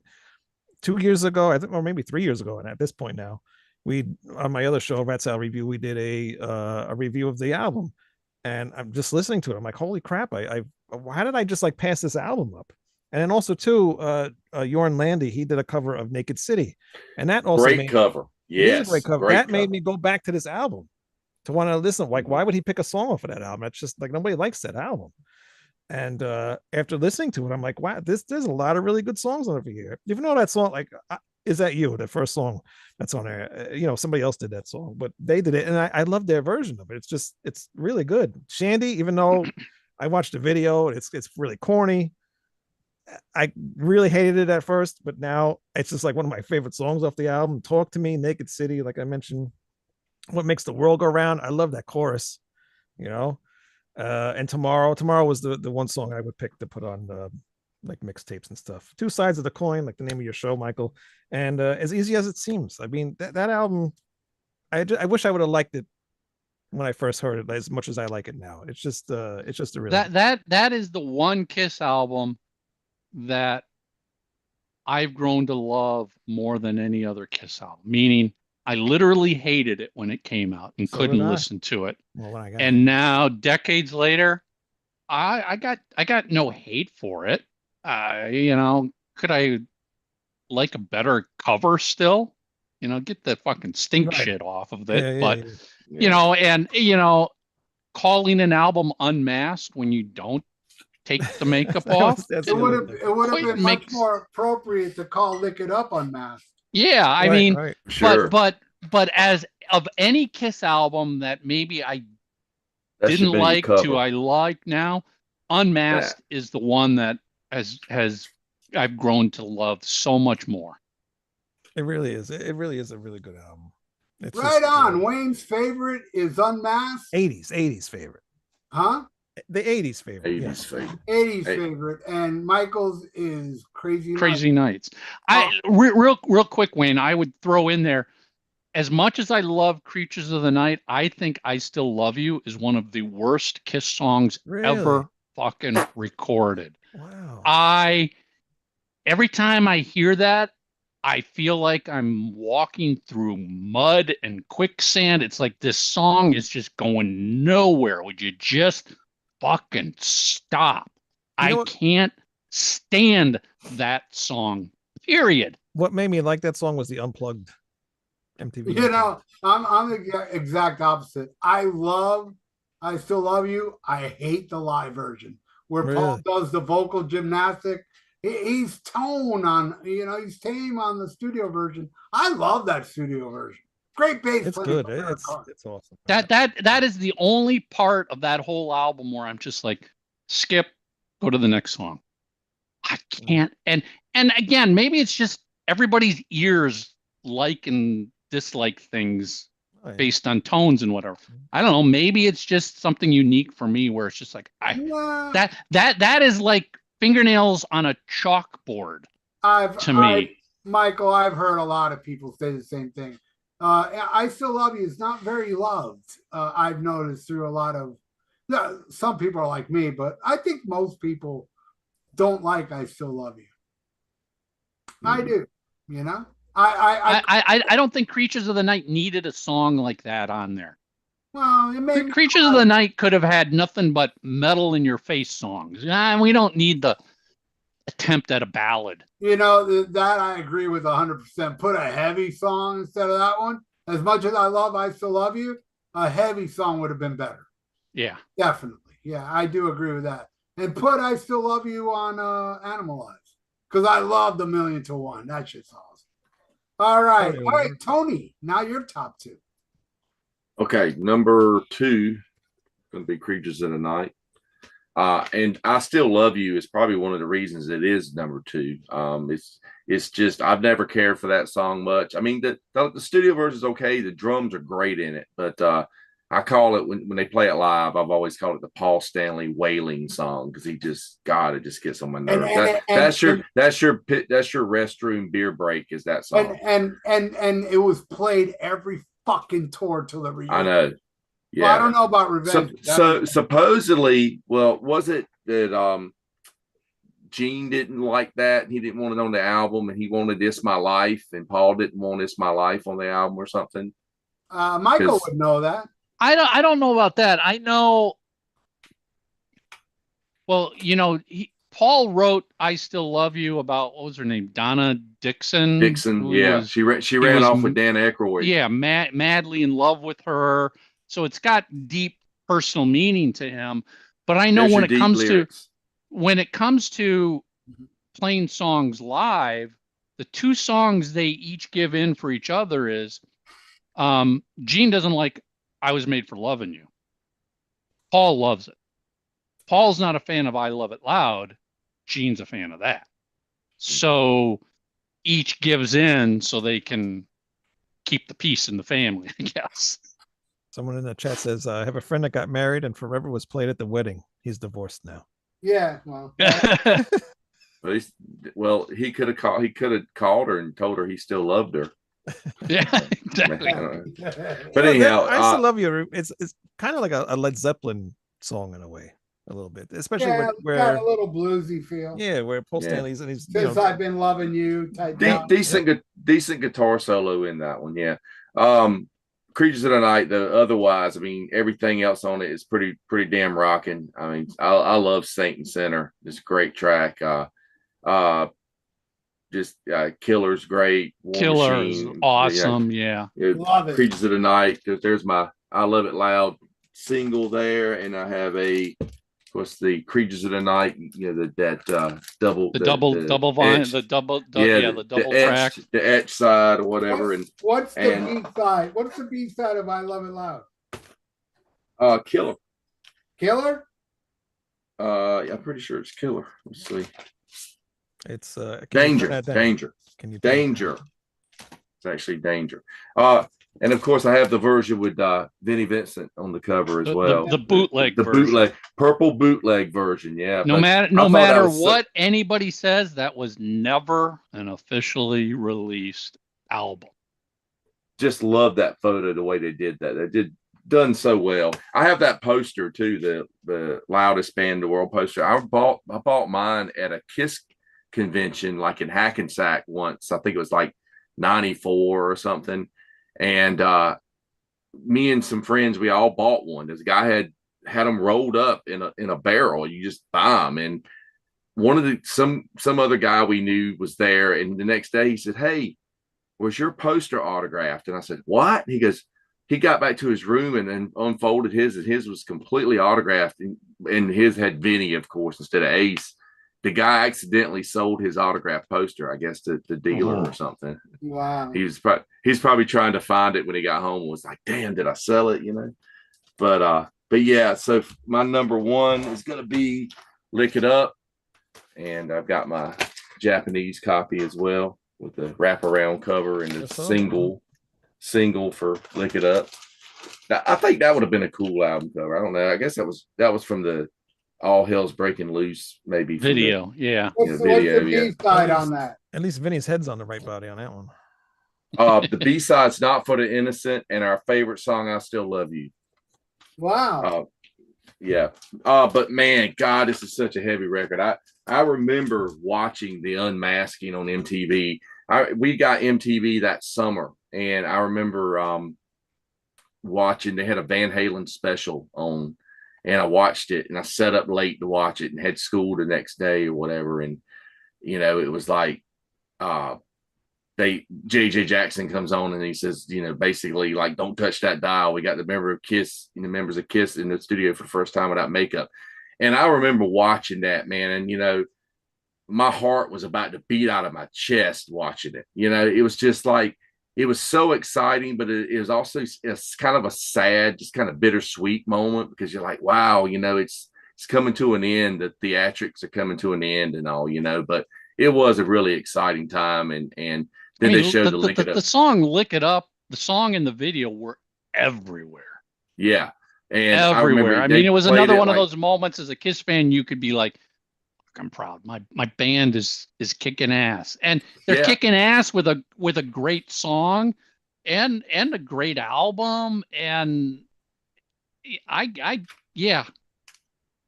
love Exciter, Not for the Innocent. I mean, Lick It Up, of course, Young and Wasted, Give Me More, All Hell's Breaking Loose, A Million to One. Now that's a great ballad. Like I said, Screw I Still Love You. A Million to One is one of my favorite Kiss ballads, one of my favorite ballads, period. I mean, Fits Like a Glove is great. Dance All Over Your Face. I've never been crazy, but I like the riff. The riff is cool, and I like On the Eighth Day. I think that's on the eighth track. On the Eighth Day is an incredible song. Which that was part of Boys Are Gonna Rock from Vinnie Vincent. His original version of Boys Are Gonna Rock was On the Eighth Day. There's some demos of that floating around. People goof on the Eighth Day. I think they've never done a great anthem as good as On the Eighth Day since. That's an awesome cool anthem song. Yeah. Yep. And speaking of the song Lick It Up, that song was probably one of the most what's the word I'm looking for? More metamorphosized into another another song. I mean, they added so much to it when they played it live. They sped it up and they added that little extra riff in it. It's not just a chuck, chuck, chuck, chuck, chuck the whole time. And I like the live version of it. I think it took on a whole new life when they played it live.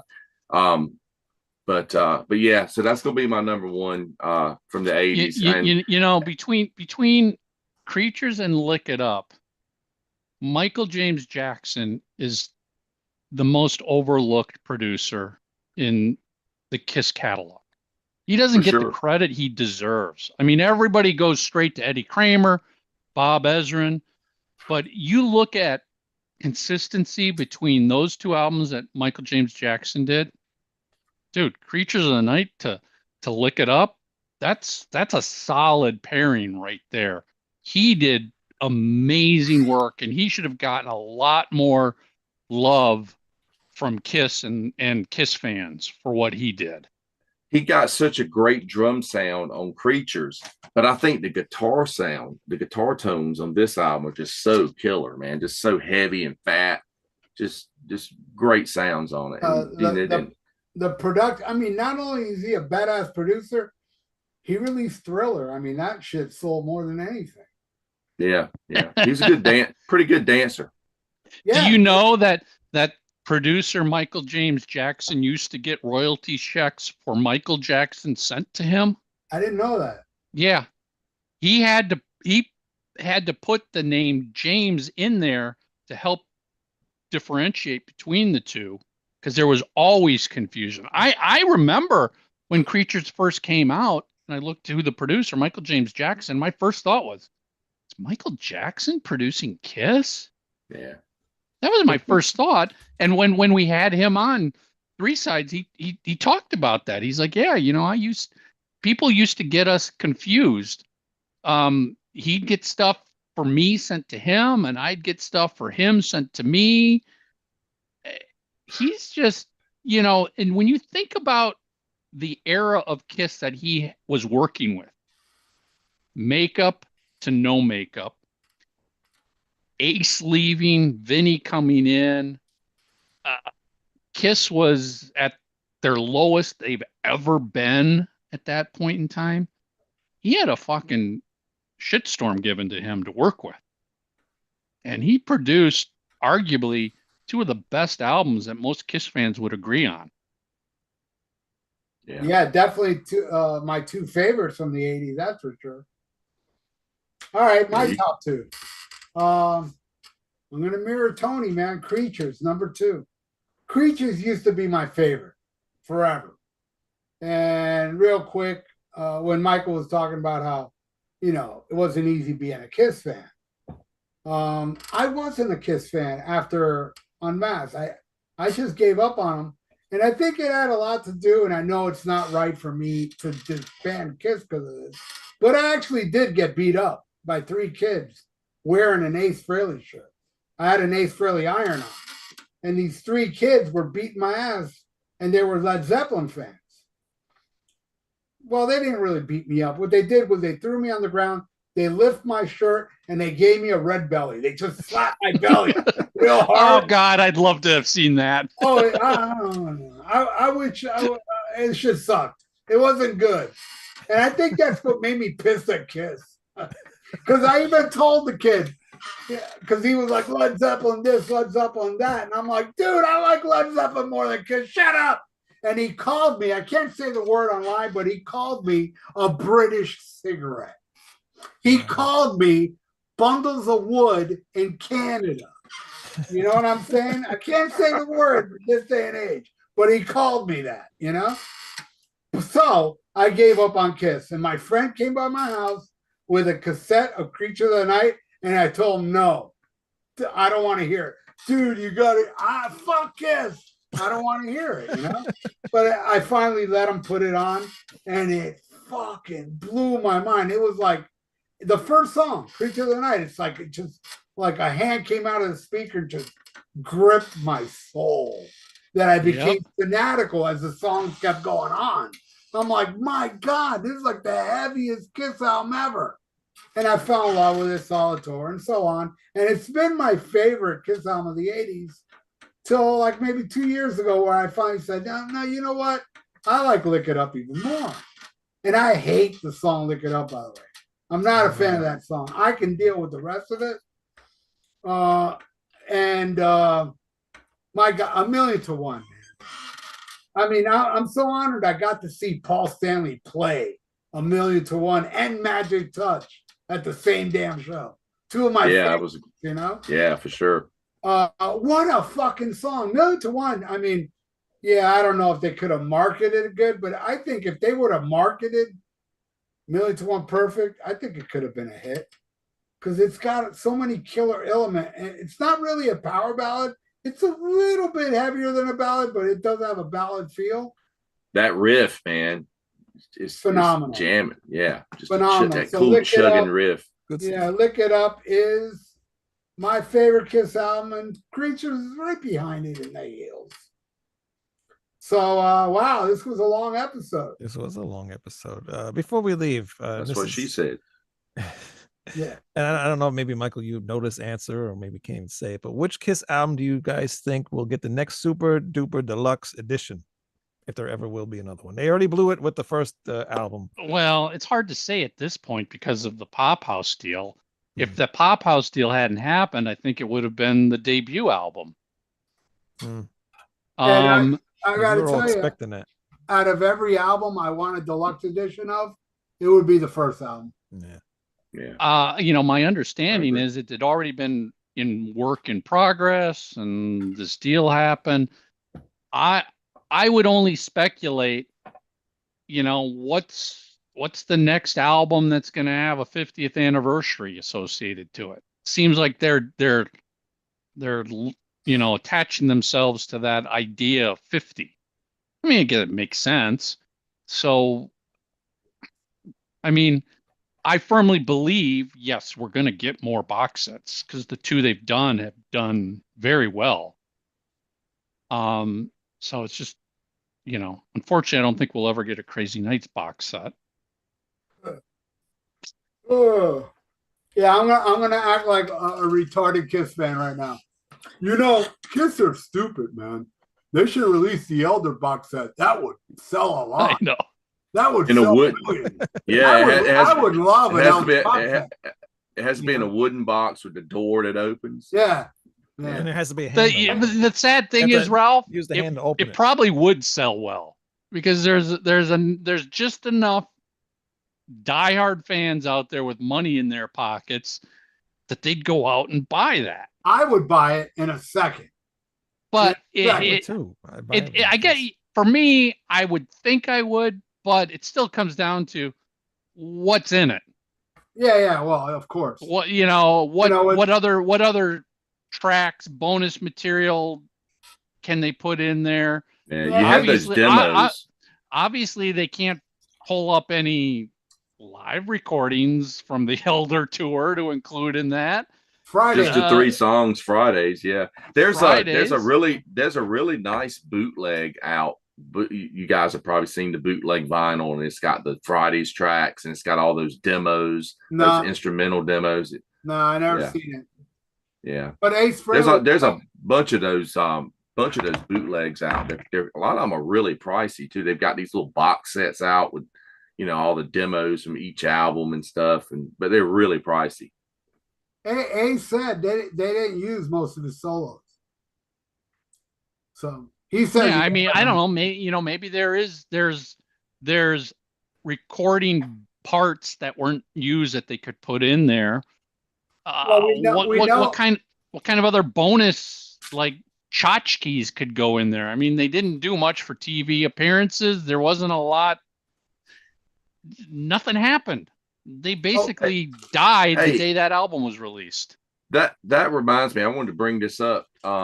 So, you know, we mentioned Thrashes, Smashes, and Hits, and the 2 new songs that weren't very good on there. How about Killers? What do you guys think of the 4 studio tracks on Killers? I love them. No, I don't, but I love one of them. Pretty much forgetful for me. To me, nowhere to Run sounds like something. That sounds like it could have been on the Elder in a way. I love Nowhere to Run. I love that. Great track. Yeah. Yeah. That and I'm a Legend Tonight. I didn't care much for Partners in Crime or Down on Your Knees, but Yeah, Nowhere to Run's the standout track out of the four new But ones. you know, again, timeline, hearing those 4 songs after The Elder, you're like, okay.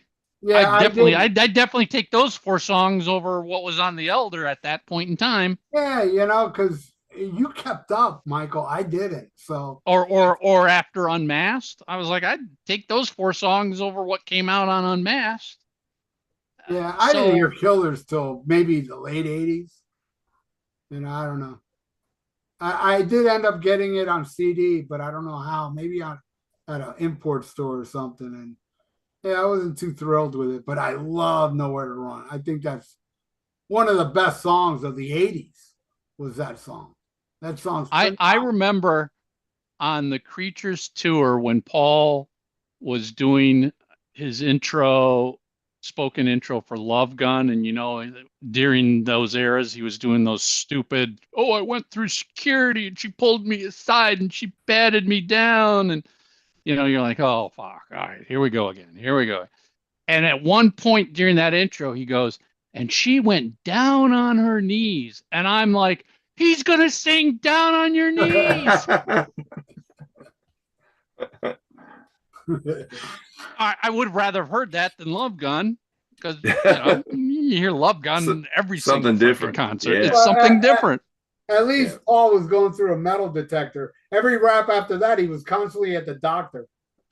Oh God, he went to the doctor a lot. Yeah, you look back again at the moment. Checked out. At the moment as a kid, you were like, yeah, that's fucking cool. Yeah. Now I'm looking back, going, those were cringe-worthy stage raps. Way too long. That's why Kiss won't re-release Animalize Live. I heard it was because it was owned by a different company. It's Viacom, MTV. Yeah. Oh well. Either way, they were cringy. It was him trying to be David Lee Roth. But they weren't the only ones that were cringy. I mean, so many bands during the 80's in those concerts, it was just, you look back and it's like, God, those were some cringy stage raps bands were doing. Those were terrible solos they were doing. It's just like, oh my God, just name a band and everybody's got cringe. Who came here tonight looking for some pussy? Yeah, me. Yeah, if they'd said that on a Dynasty tour, good Lord, all these little kids in the audience. God, yeah. I remember like rock stars would say, "Who's here looking for some pussy?" And the girl next to me, I'm like, "Hey, I'm looking for some pussy," and she would slap me, and I get pissed at the rock star. Why do you say that, bro? She just slapped me. Oh man, well, this was fun. This was very fun, guys, for sure. Thank you so much, Michael, for joining us. It's always a pleasure, man. You're good music talk. Yeah, man. We like rapping, and we just we have nothing scripted, though. Unlike you, we do write down, our list. But come on, how hard? Just write down a list. How hard is it to wing your list at the last minute? When you're not that bright like me, you gotta write it down. All right.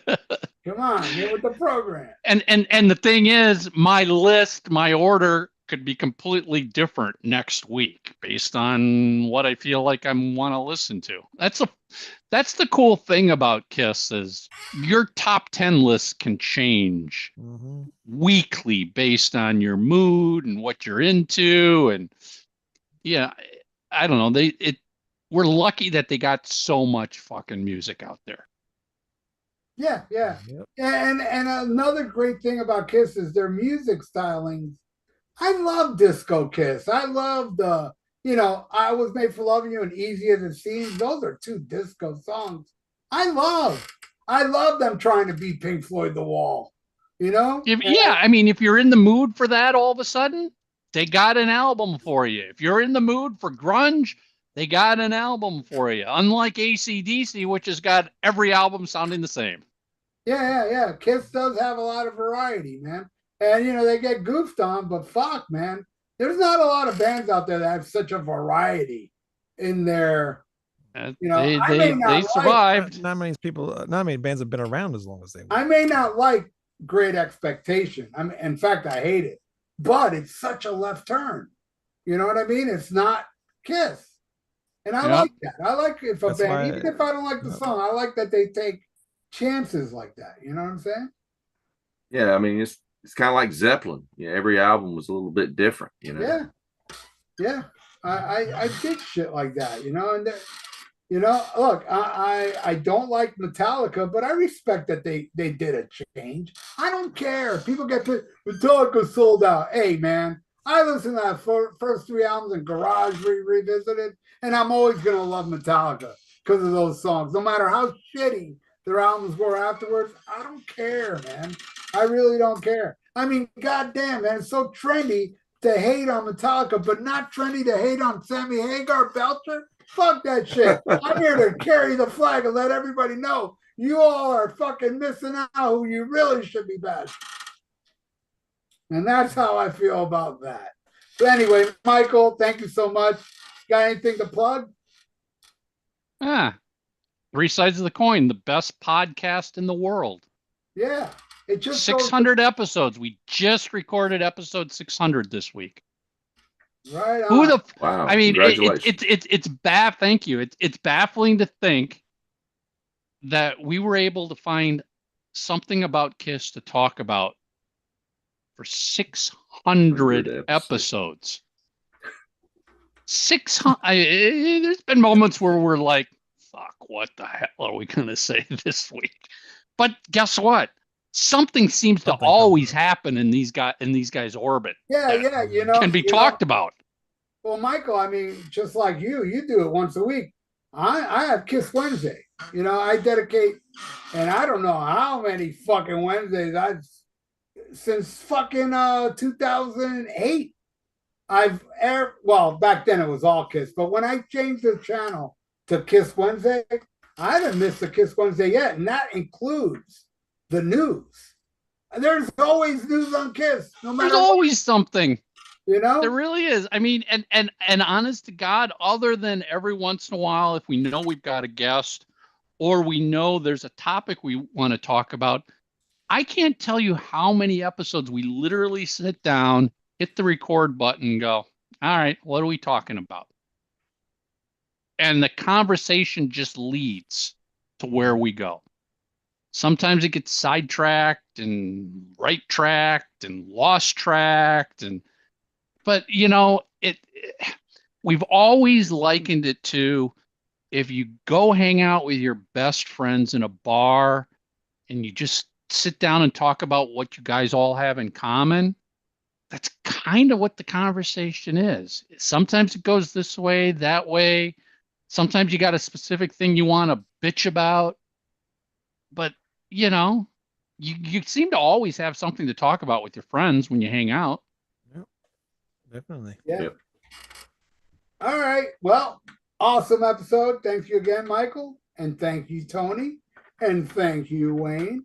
Till next time on Almost Human, I bid you all a farewell and hey, schmack 'em a gob.